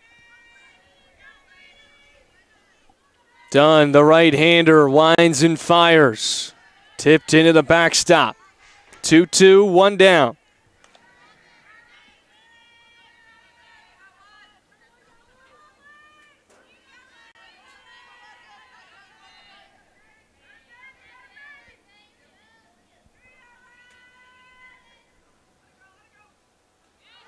Gets away from Pardini. Cosgrove trots to third.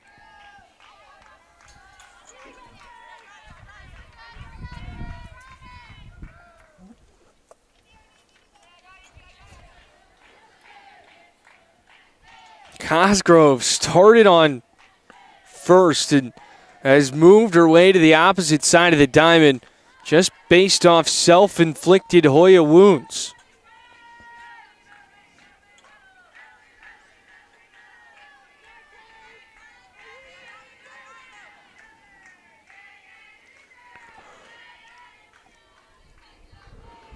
Full count. Done. The payoff pitch. Cracked right up the middle. A well-hit ball by Atima. Now she's got 3 RBIs. Now batting, right fielder number 20, Chelsea Parker.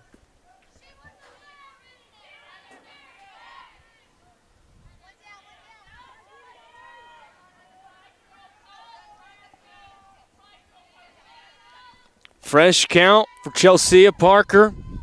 Walked in her first plate appearance in Game 2. First pitch strike by Dunn. 3-0. DePaul out in front.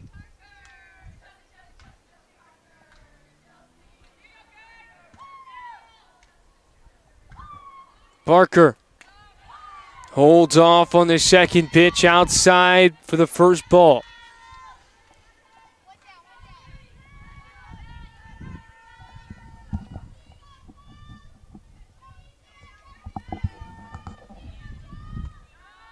One off speed. Finds the heart of the zone.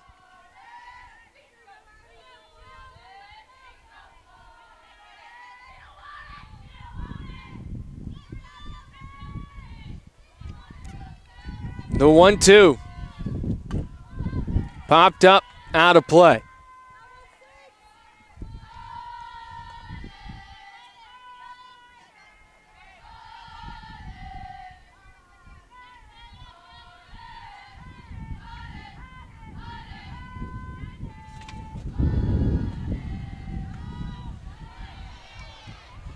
Just outside. Count ties up at a pair.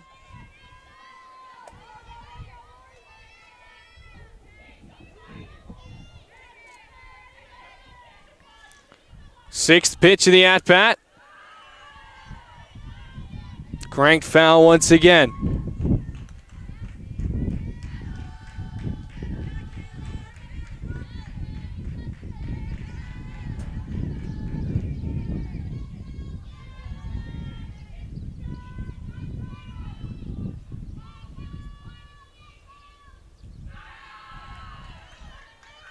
Down low, a quality at-bat from Parker. She's seen 8 pitches. Payoff. Sent foul. The battle continues.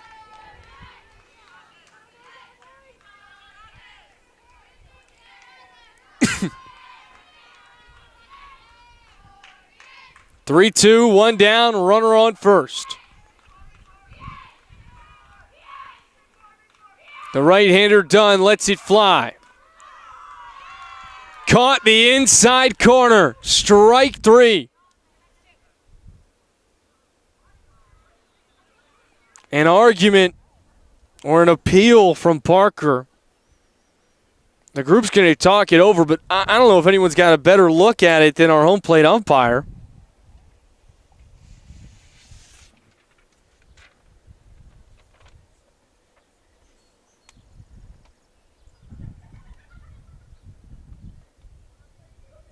Yep. Called strike 3. Seems like a good time to introduce our officiating crew today. Joseph Kupka, Stephen Baden, and Brian Boucher.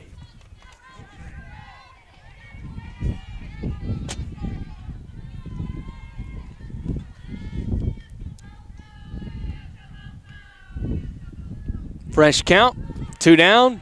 First pitch strike from Dunn. 2 strikeouts from Dunn here in the 3rd inning. Our only strikeouts today so far. Head high for ball 1.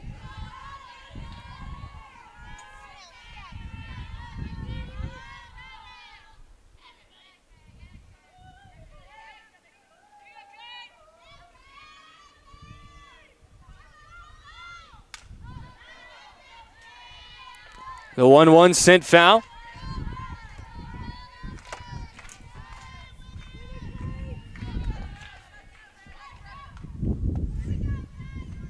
One, 2 count, 2 away. This one, a sharp grounder. What a play made by the shortstop Fenton. A diving grab with her left and then puts her bare right hand on the bag on the turf for the force out at second. Atima doesn't believe it. Our officials have to tell her what just happened. That sends her back to the dugout.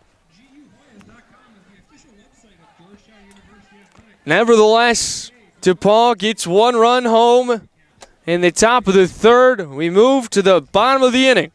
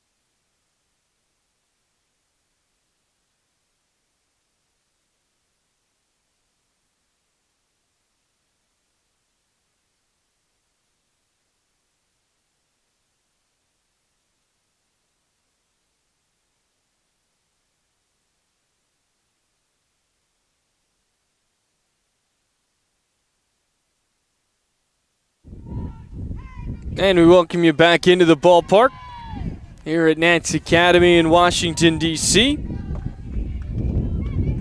Brooke Rebhan leading things off for the Hoyas in the home half of the third. Georgetown will go 2-3-4 in their order. 0-1. Bunt laid down, foul.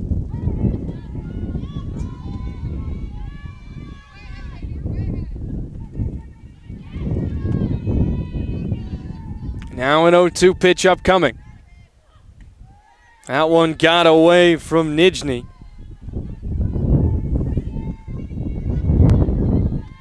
That wind starting to pick up. Flags whipping in the wind up high. Pointed straight out to center field. Now you know that's going to have an effect on some of those long balls starting to carry.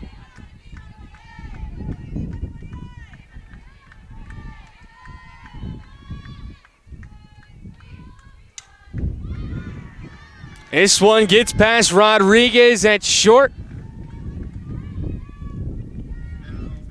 And a leadoff single for Brooke Rebhan. Third base, number 8, Emily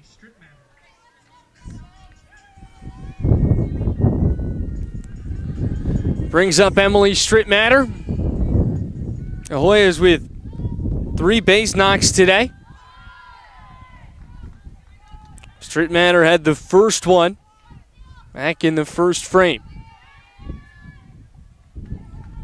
0-1 count with a leadoff runner on first.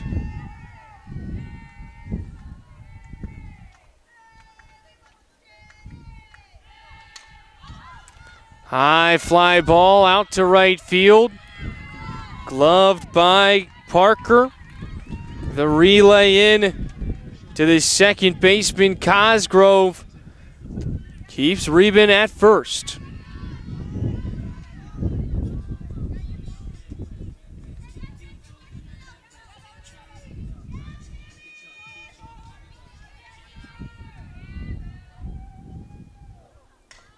This one's high, it's long. Does it have the distance? No. A pop fly grabbed by the left fielder, Talbot. And just like that, there's 2 outs after high fly balls to the outfields and opposite corners. That one looked good off the bat. Certainly had the angle, just not enough juice behind it.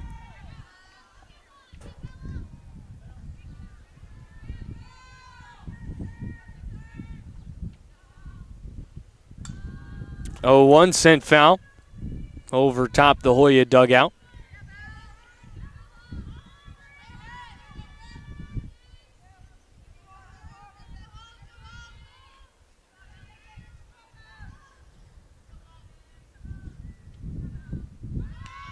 Runner takes off for second, slides in safely, gets up to her feet, thought about going to third, but a charging Rogers gets to the ball in time to hold Rebhan at second. 1-2 count, 2 away. Rebhan now in scoring position.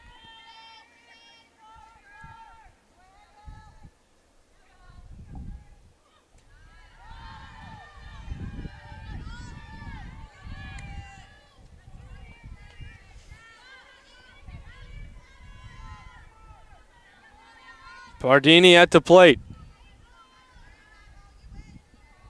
Niji. Foul ball.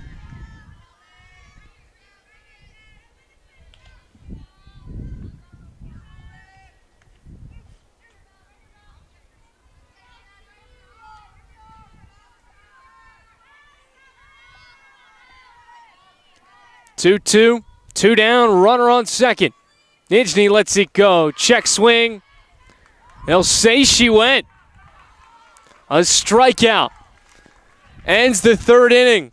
Georgetown still scoreless. Trailing by 3.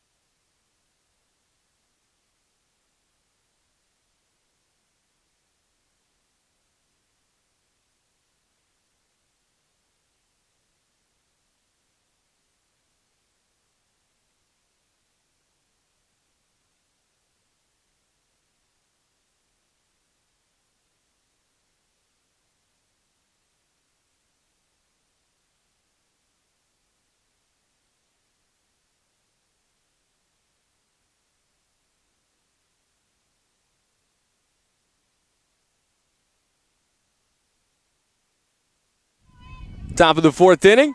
Dunn still in the circle for the Hoyas. He's giving up 2 runs, both of which came on a homer from Lydia Atima.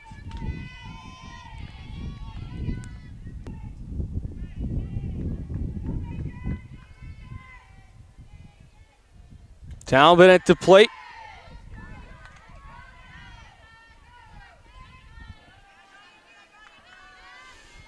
And a ground out to the third baseman. Our last plate appearance in the first. Had a great first game to start things off. If you were going to crown a player of the game for today's first game in the doubleheader, it would either be her or Nijni in the circle. This one's high, it's long, it's gone! Talbot, a leadoff solo home run.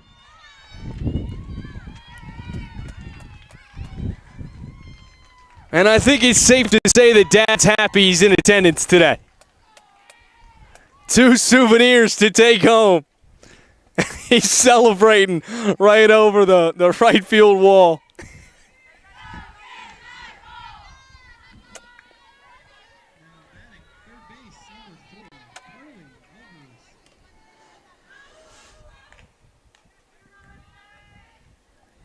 Putting on a showcase in her final regular season series. And the Hoyas out in front by 4.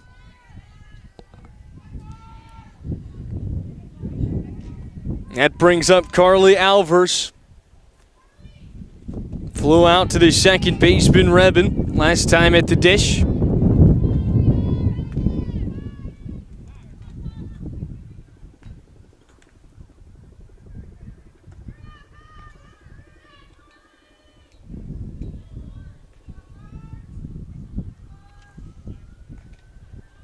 Now we got Dunn retying the shoes. That's one thing I need a coach with too. I mean, I'm still on the double bunny ears. I've been trying to learn. You know, he like goes around the tree and then goes through the cave or something. I didn't listen too much in first grade when they were teaching us, but I'm a big fan of the shoes that you can just slip into. I think those are picking up trend wise, or else I'm just getting old. 3-0 count. Dunn laced up, lets it go. Right down Main Street. That double knot seems to be working for her pretty nice. 3-1. As some cloud coverage comes over the ballpark. A chopper.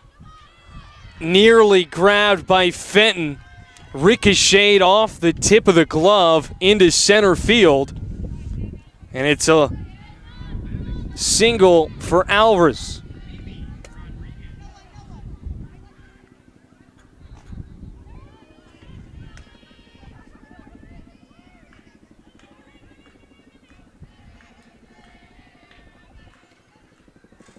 Back-to-back hits for DePaul. Make it 3 in a row. They'll pump the brakes and hold off on extra bases. Alvers got the red light signal as that ball rolled into left field. Make that 3 consecutive hits now for DePaul. We're at the bottom of the order with Zoe Levine. Unless we're going to get a pinch hitter. Looks like that's going to be the case. We'll have number 5, Addie Burdick. Burdick, the freshman out of Springboro, Ohio.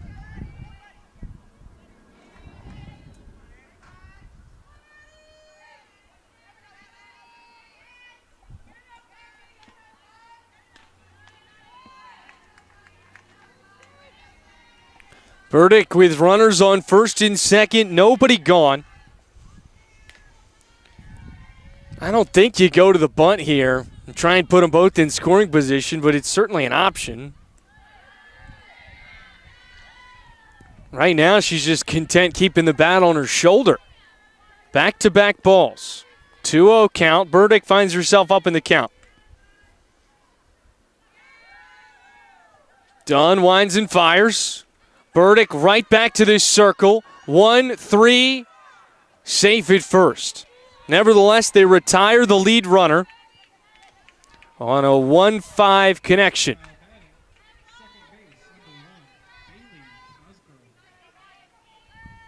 You've already got a different arm warming up in the bullpen for the Hoyas. It's Hager once again, who is the reliever in game one.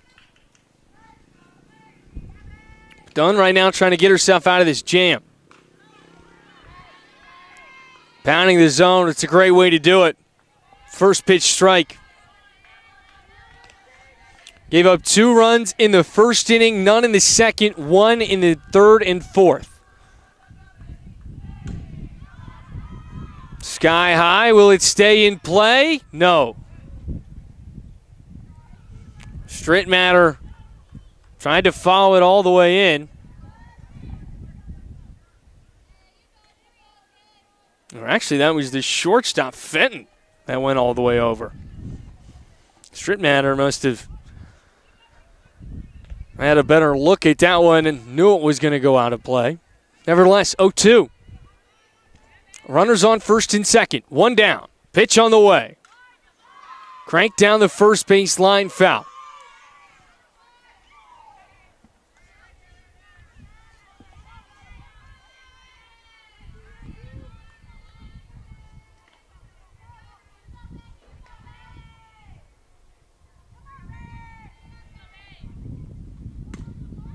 Oh, 2. Shallow pop-up. Right back to the circle. Dunn with a nice snag. 2 away.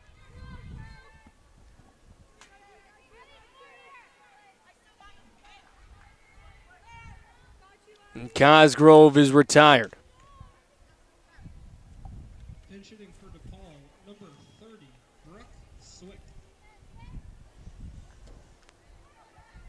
Brooks Swick will pinch hit for Morgan Rogers.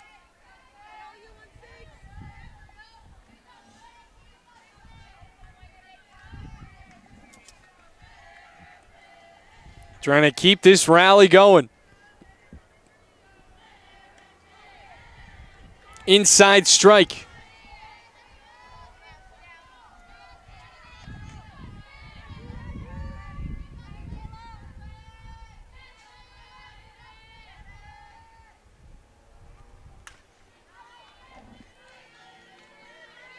Deposited foul.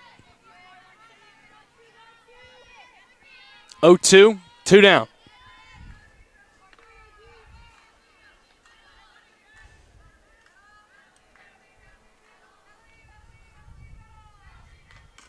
Bruick lifts it over to the shortstop.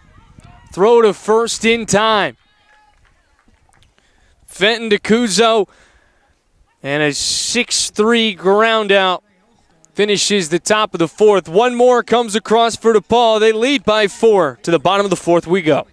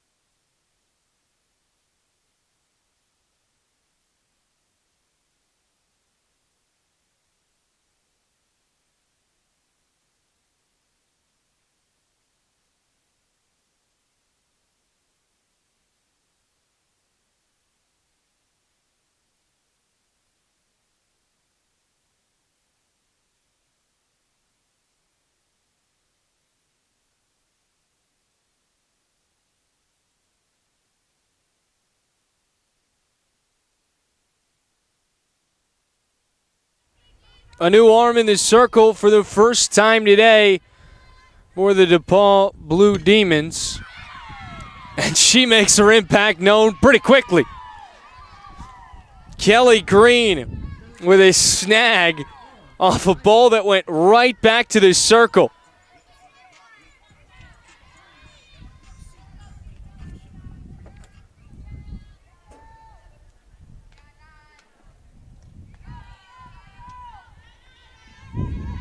Green comes into this contest with an ERA of 6.20. She's 6-10 in her 28 appearances and 17 starts. 81.1 innings worth of work. Giving up 110 hits with 72 earned runs. Once again, what really sticks out, 62 walks and 39 strikeouts.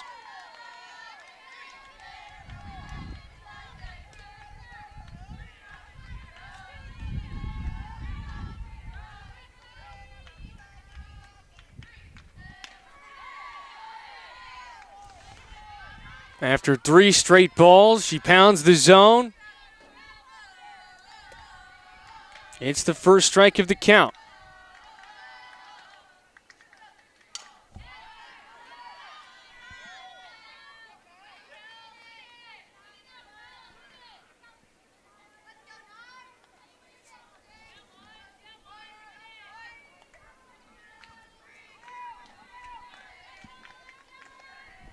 Naya Campos, 3-2. 1 down, nobody on. Hoya's trailing by 4. Green can't locate the zone. It's a 1-out walk. Campos' second walk of the day.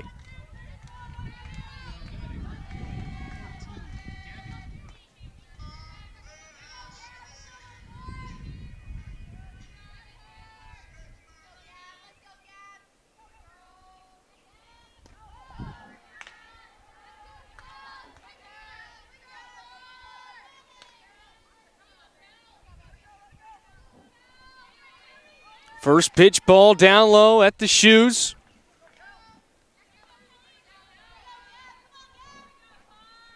(1-0) now for Green. Up top.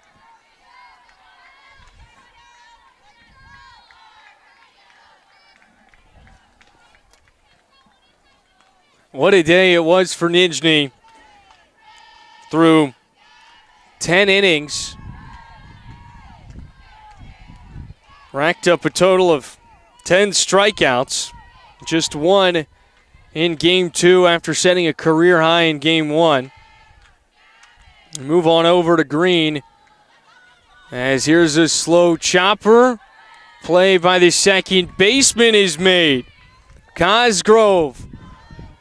Quick feet. Help her get there in time. An underhand toss over to Beaupre. Nevertheless, Campos advances in the scoring position now on second base with 2 down for Nina Sarlo. Sarlo punches it through. 1 run's gonna come home for the Hoyas. An RBI single cuts into the lead.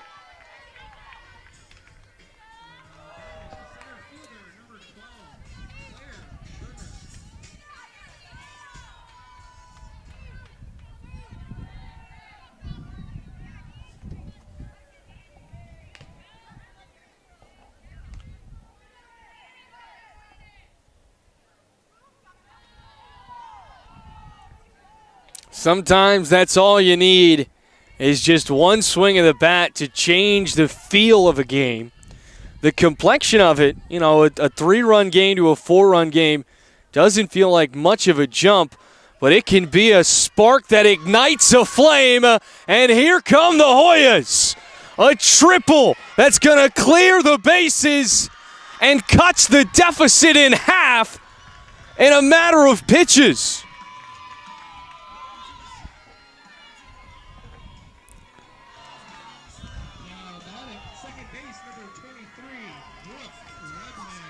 Claire Turner with a big-time triple.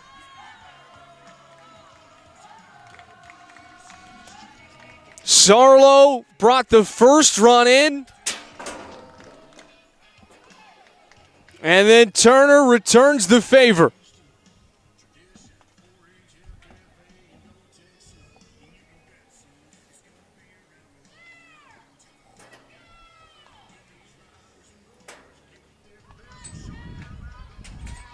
Bocek Jagelski comes out and has a quick word with Green.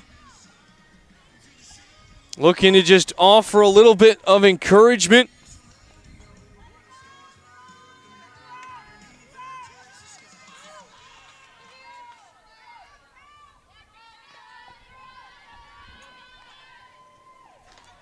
Two outs, runner on third. Trying to lay down a bunt, called foul.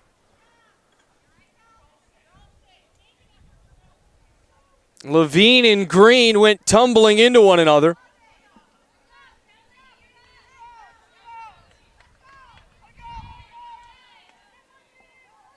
That doesn't affect the play in foul territory. 0-1 count. The right-handed junior Green kicks and fires. Once again, she lays down a bunt that rolls foul.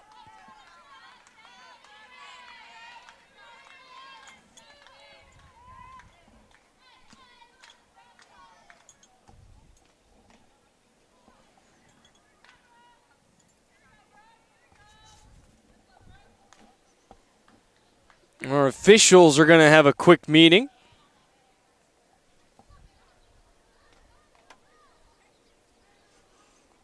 Not exactly sure what this meeting of the minds is about. Confirming it's a foul ball, yeah.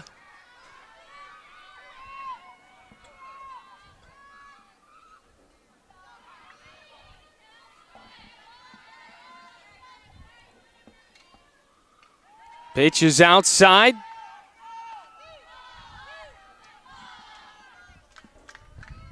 One, two down, and a runner on third. Georgetown with 2 runs here in the bottom of the fourth. Once again, another ball. Deuce is wild.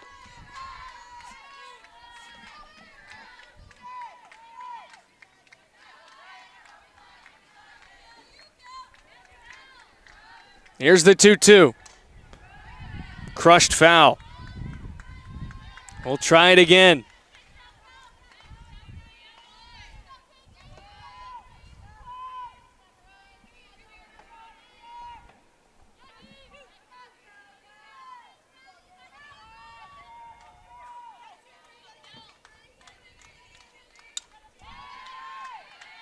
Once again, tipped foul. A quality at bat.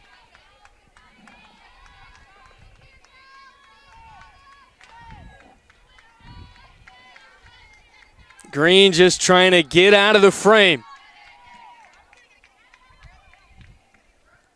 2-2 off speed. Called ball 3. Looked like every Blue Demon was ready to head towards the dugout. Nevertheless, Green, the payoff pitch. Shot out to center field. Does it have the juice? No. Caught by the center fielder, Rogers. But a big-time frame from the Hoyas. Cut the deficit in half. 4-2, headed to the 5th.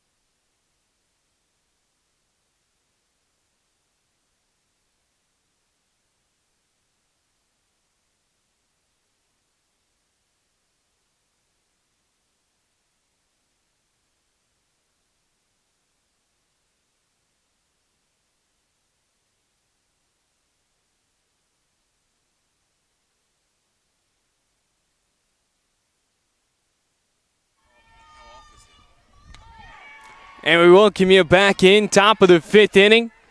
Dunn still in this circle for the Hoyas. It's an 0-1 count after a first pitch strike to the batter of Lydia Edema.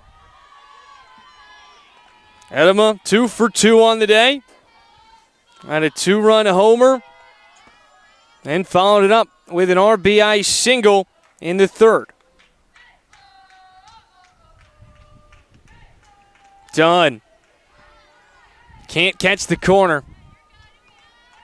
Count moves to 2-1.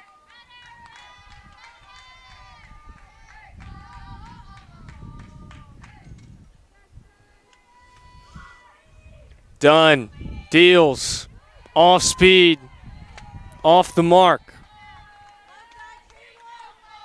3-1.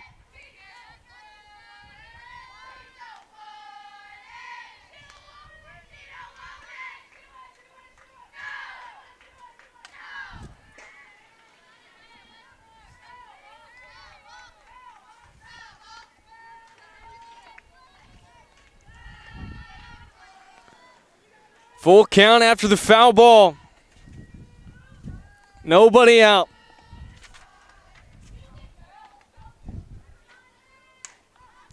This pitch is popped up down to left field. Grab made by Sarlo.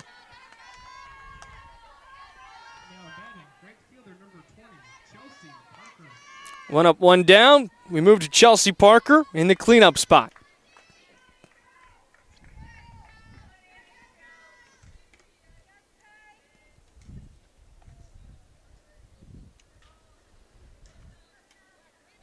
Looked like Dunn just needed a towel. First baseman Kuzo ran over the dugout, brought it to her. Hot day, understandable. If you lost us momentarily in the 2nd or 3rd inning, that's why. Well, our technology's overheating. They got us outside in 80-degree weather that time of the year. Certainly not like when softball season starts. It's like flipped of the football season. You know, you start hot and cold all the way around here on the East Coast, especially in Washington, D.C. At Georgetown, luckily one of the furthest south schools in the Big East. You could call it the South Beach of the Big East if you'd like. Ground ball over to second, easy toss, 4-3 connection from Rebin to Kuzo.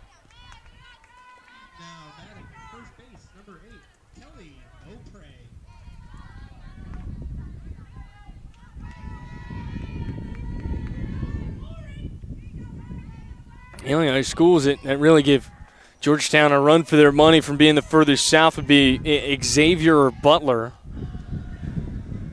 But Indianapolis and D.C. have a very similar, I want to call it a latitude, longitude. It's one of those. But you could draw a straight line from D.C. to Indy. 2-0 count, 2 down.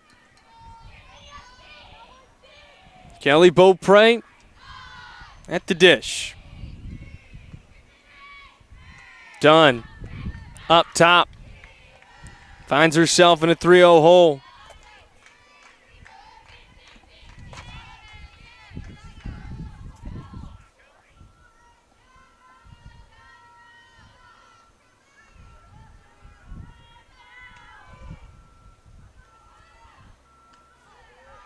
Dunn finds the first strike of the count. High and inside, caught the corner.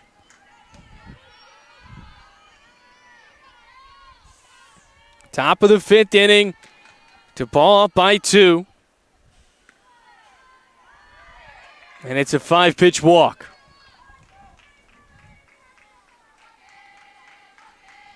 First time Beaupre has reached base in Game 2 today.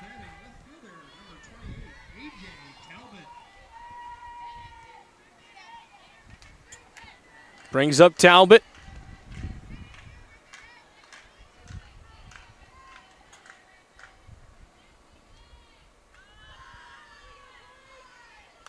Keeps the bat on her shoulder for the first pitch ball. Have a quick meeting once again from Dunn and Pardini.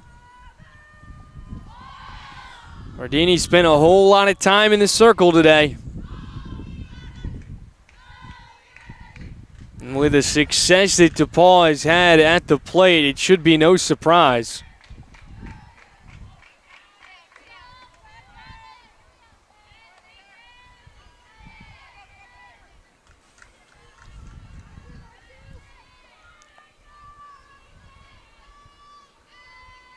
Runner on first, 2 down. Fouled off. 1-1.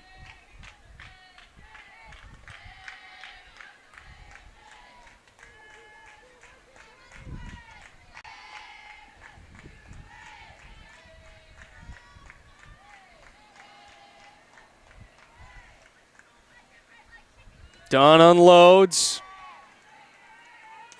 Gets inside the zone. Strike 2.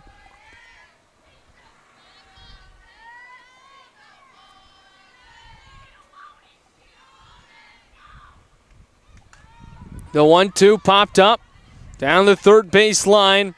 Grabbed by Strittmatter to conclude the top of the 5th. Georgetown stays within 2 runs as we move to the home half of the 5th.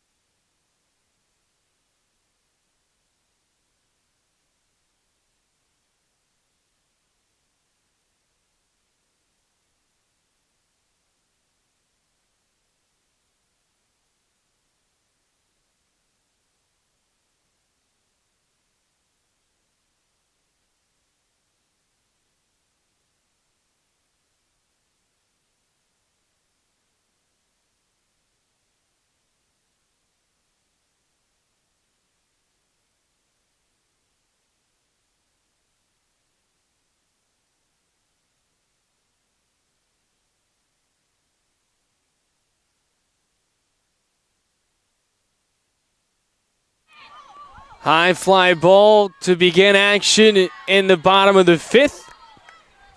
On the 1-1 pitch, reeled in by Parker.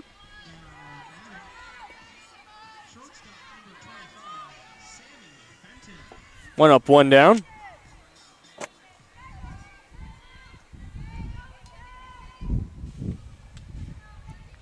A little bit of a drizzle coming down here in D.C. right now.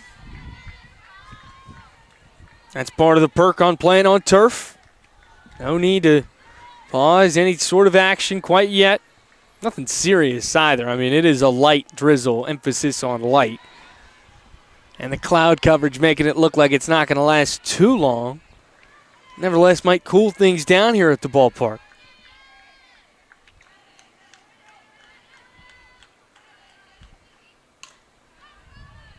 Hard hit ball down the third base line, rolls foul. Certainly worse problems in the world to have than a little bit of rain at the ballpark.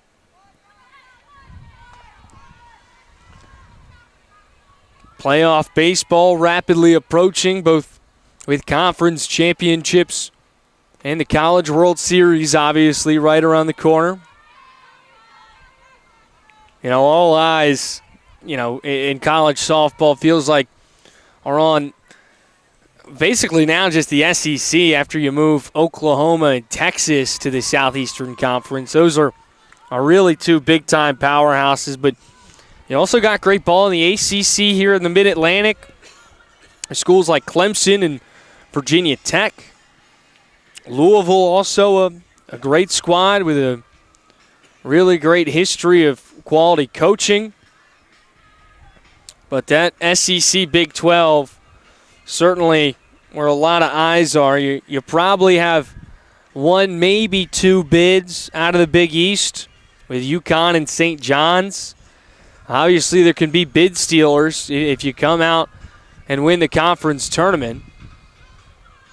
Right now, those two really looking like the clear front runners. Villanova, the squad that's had the most recent success in terms of the last decade or so in the Big East.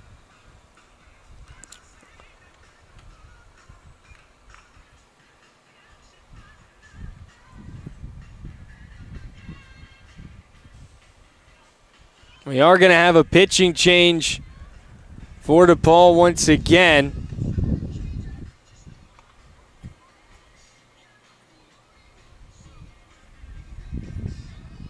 It looks like it's going to be Kelly Beaupre. Oh, no, pardon me. Ava Guzzle. Fans, your attention, please. Now warming up for DePaul. Number 7, Ava Gusel. Pardon me, Ava Guzel. The 5'7" left-handed freshman out of Downers Grove, Illinois. We'll let her warm up and step aside briefly. We'll be right back on Georgetown Athletics.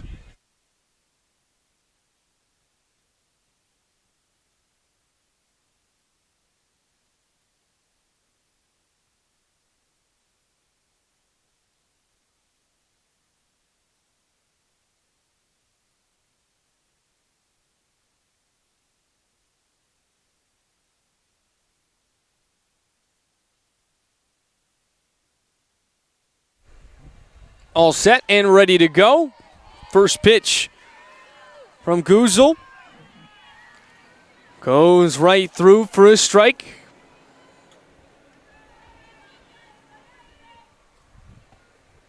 Lefty, second one on the way. 5, 4, 3, not in time. Nevertheless, 1 is a must, 2 is a plus. They retire the lead runner.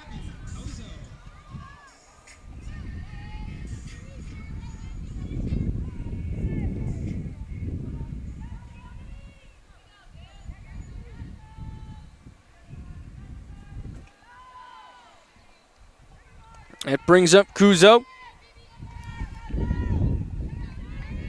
1 for 2 in game 2. A single in the second. And then a line out, actually, pardon me, to the pitcher. That was Green's first at-bat. So Green went through 8 batters before checking out. Gave up 2 runs in the process. Now you bring in the freshman to see if she can close this one out for you.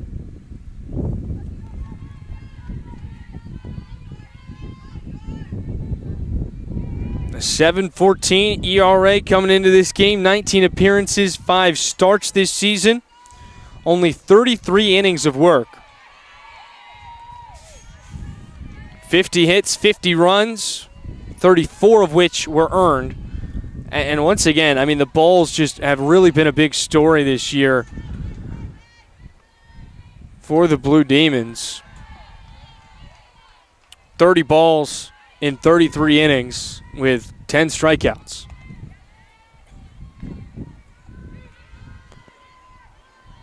Runner on first. 2-2 count, 2 down. The left-hander deals. Waved by, strike 3. DePaul keeps Georgetown scoreless in the bottom of the 5th. The 6th inning coming up.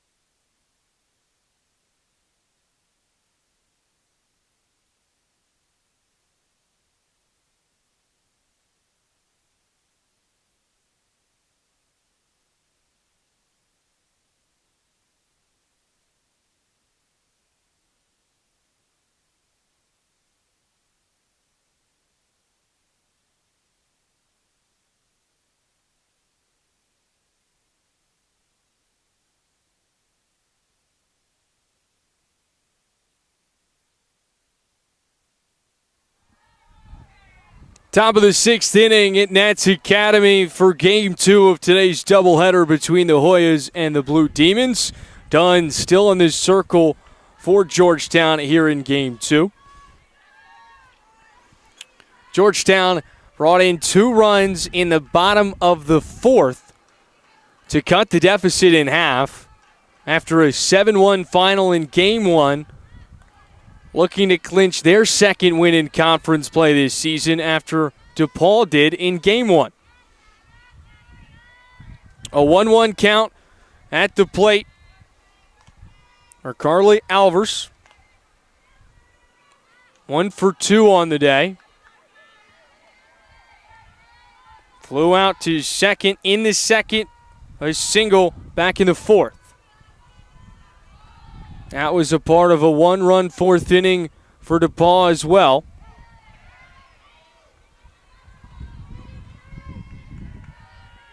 Where DePaul got 1 in the 3rd and 4th, 2 in the 1st off a 2-run jack from Edema. This one's lifted up into the glove of the shortstop. Throws made, not in time. And pardon me, looks like we've actually got a pinch hitter up. So that was Alexis Hogue in place for Carly Alvarez. Designated player number 24, Naya Campos. So we'll probably have a change in the outfield as well when the Blue Demons come back in. Bunt popped up in play, reeled in by Kuzo. And there's the first out of the inning. Storming in.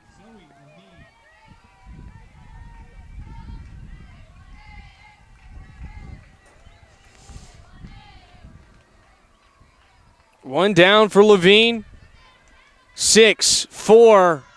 Won't make the toss over to first. After the base knock, it's been 2 up, 2 down, with a grab made by Kuzo and then a 6-4 fielder's choice. And those center infielders in Revin and Fenton connecting. 2 down and a fresh count at the top of the order for Bailey Cosgrove. Cosgrove once again over to Fenton. She'll take this one herself. A quick top of the 6th inning, and the Hoyas will retake the plate in the bottom half of the frame.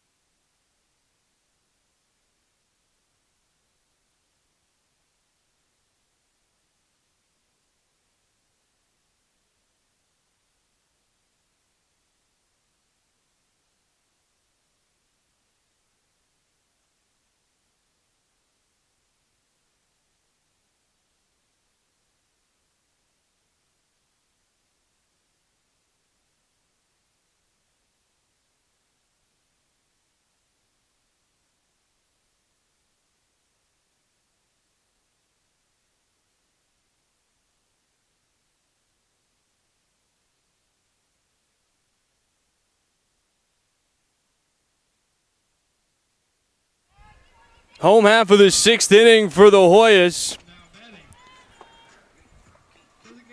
They'll lead things off with Naya Campos as they'll go 7, 8, 9 in their order. Campos, 2 plate appearances in Game 2. She's been walked twice.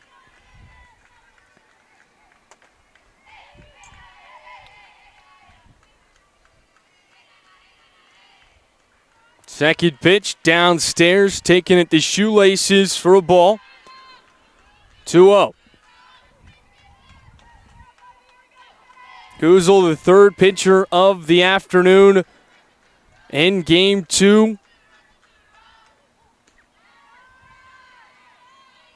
And he went with Niji for the first 10 innings between Game 1 and 2. Set a career-high 9 strikeouts, topping her previous high of 7. They rode her for the first 3 innings, then decided to mix it up. Now it's a war by committee. After 3 straight balls, she pounds the zone, gets the first strike of the count. Campos pulls it back. And for the third time in Game 2, she'll reach first via a walk. This time, took 5 pitches. Gabby Park now will dig in from the Southpaw's batter's box.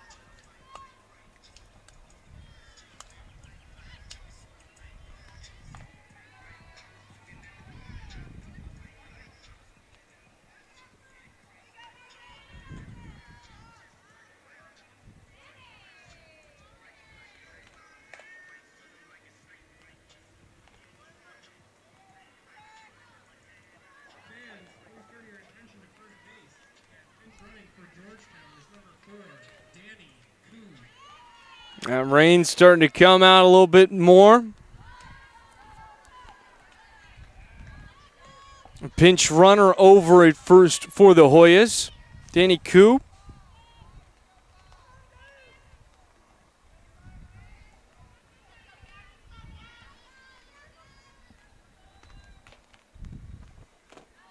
Pitch is waved by, ties up the count at 1-1.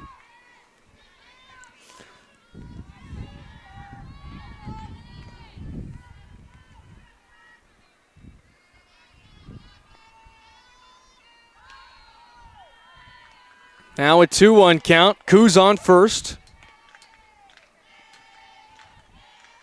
Who? Koo. Koo's on first.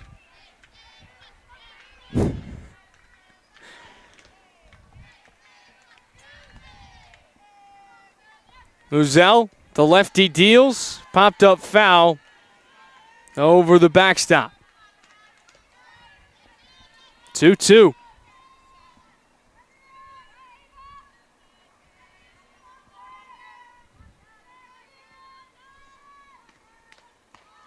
Always trying to inch their way back into the contest.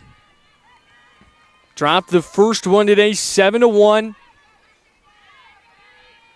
Went down 4-0. Headed to the bottom of the fourth where they cut the deficit in half. Runner takes off for second. Koo slides in safely. Nevertheless, the batter retired on the strikeout.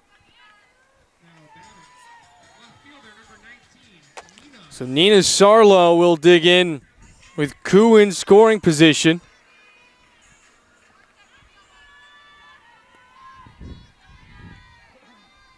And 1 away.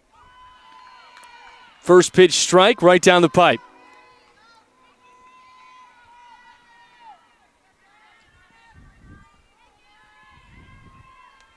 That sun slowly starting to come back out. Pitch is down low.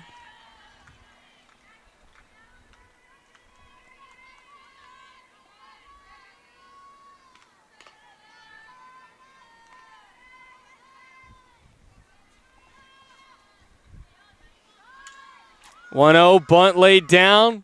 Toss to first in time. 2 away.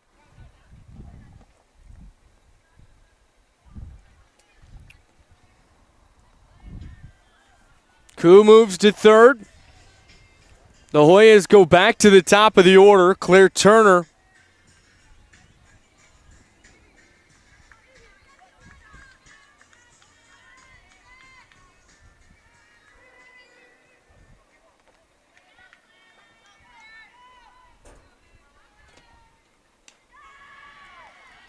Turner holds off on the first pitch, taken for a strike.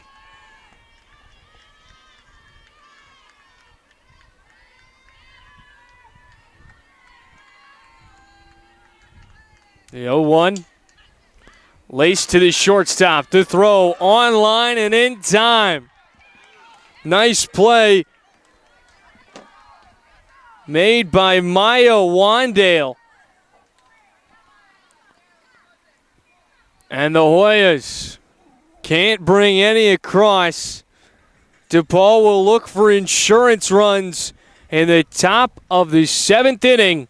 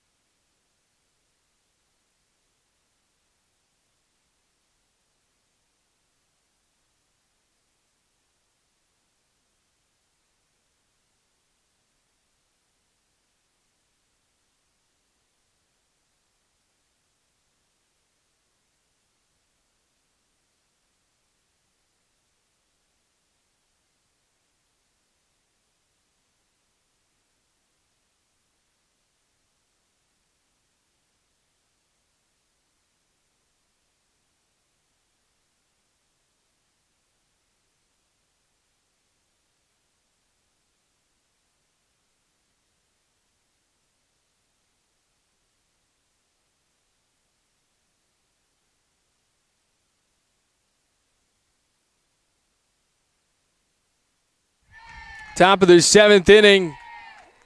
3 outs remaining for DePaul to add to their total.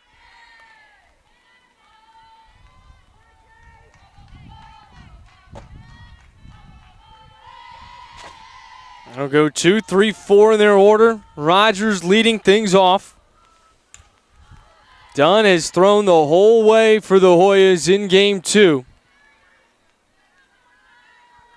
They had an arm warming up in the middle of the game, but she started to find her rhythm. They haven't wanted to go in another direction since. I don't blame them. Back-to-back scoreless innings. She's held DePaul to 7 hits here in game 2. The right-hander winds and fires. The 2-1 sent foul ties it up at a pair.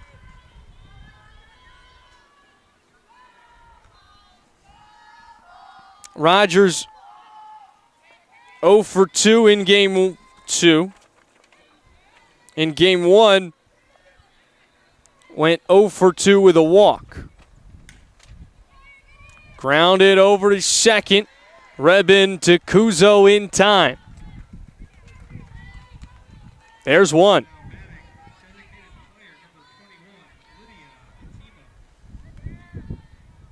So after the 4-3 ground out, Lydia Atima returns to the plate.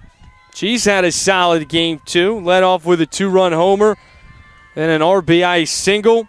Flew out her last at-bat to left field.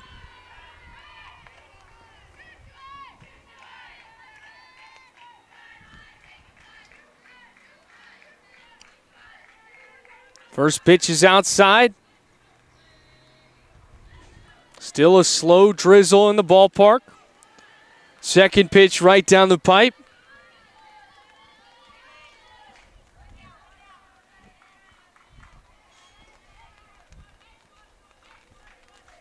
One down. Done. Unloads. Off speed. Off line. Ball 2.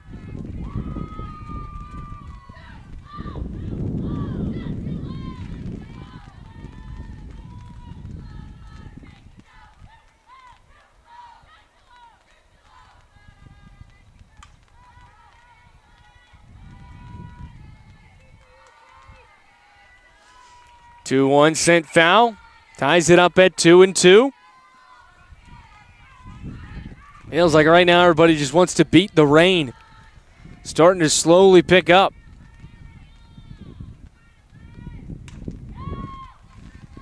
Deposited down the right side, foul.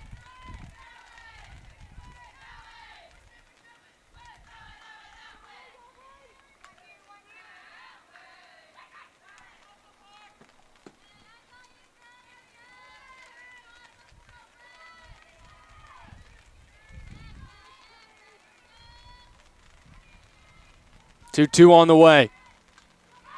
Once again, sent foul. A good at-bat from Atima.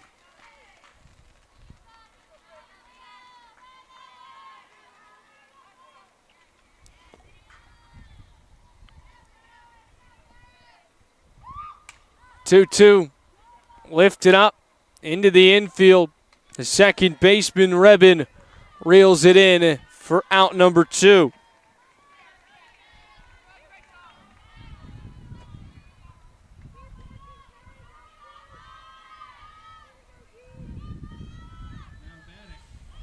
Two up, 2 down. We move to Parker, who's 0 for 2. Walked in the first, struck out looking into the third, and a 4-3 ground out in the 5th.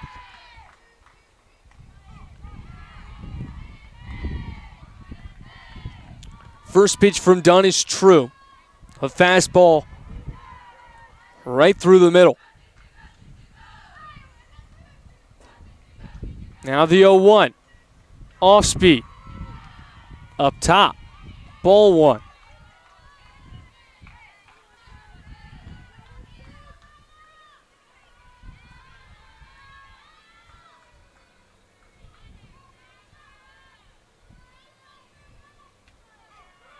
Call strike 2. Dunn finds the inner edge.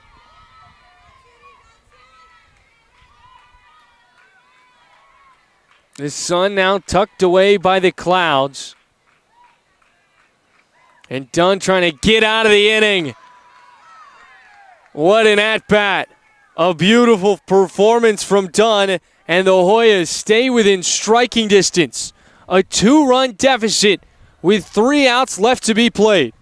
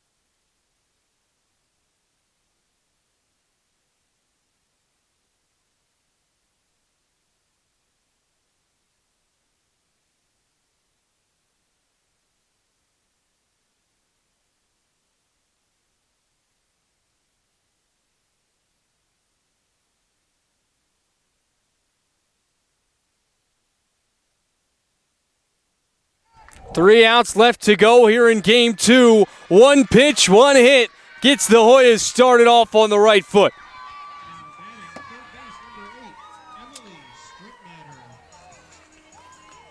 Brooke Rebin with a rip out to right center field. Now the game-tying run at the plate.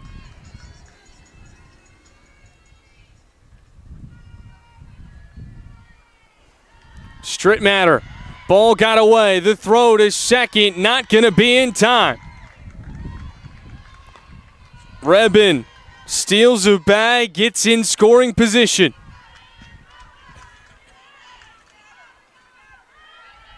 It's a 1-0 count.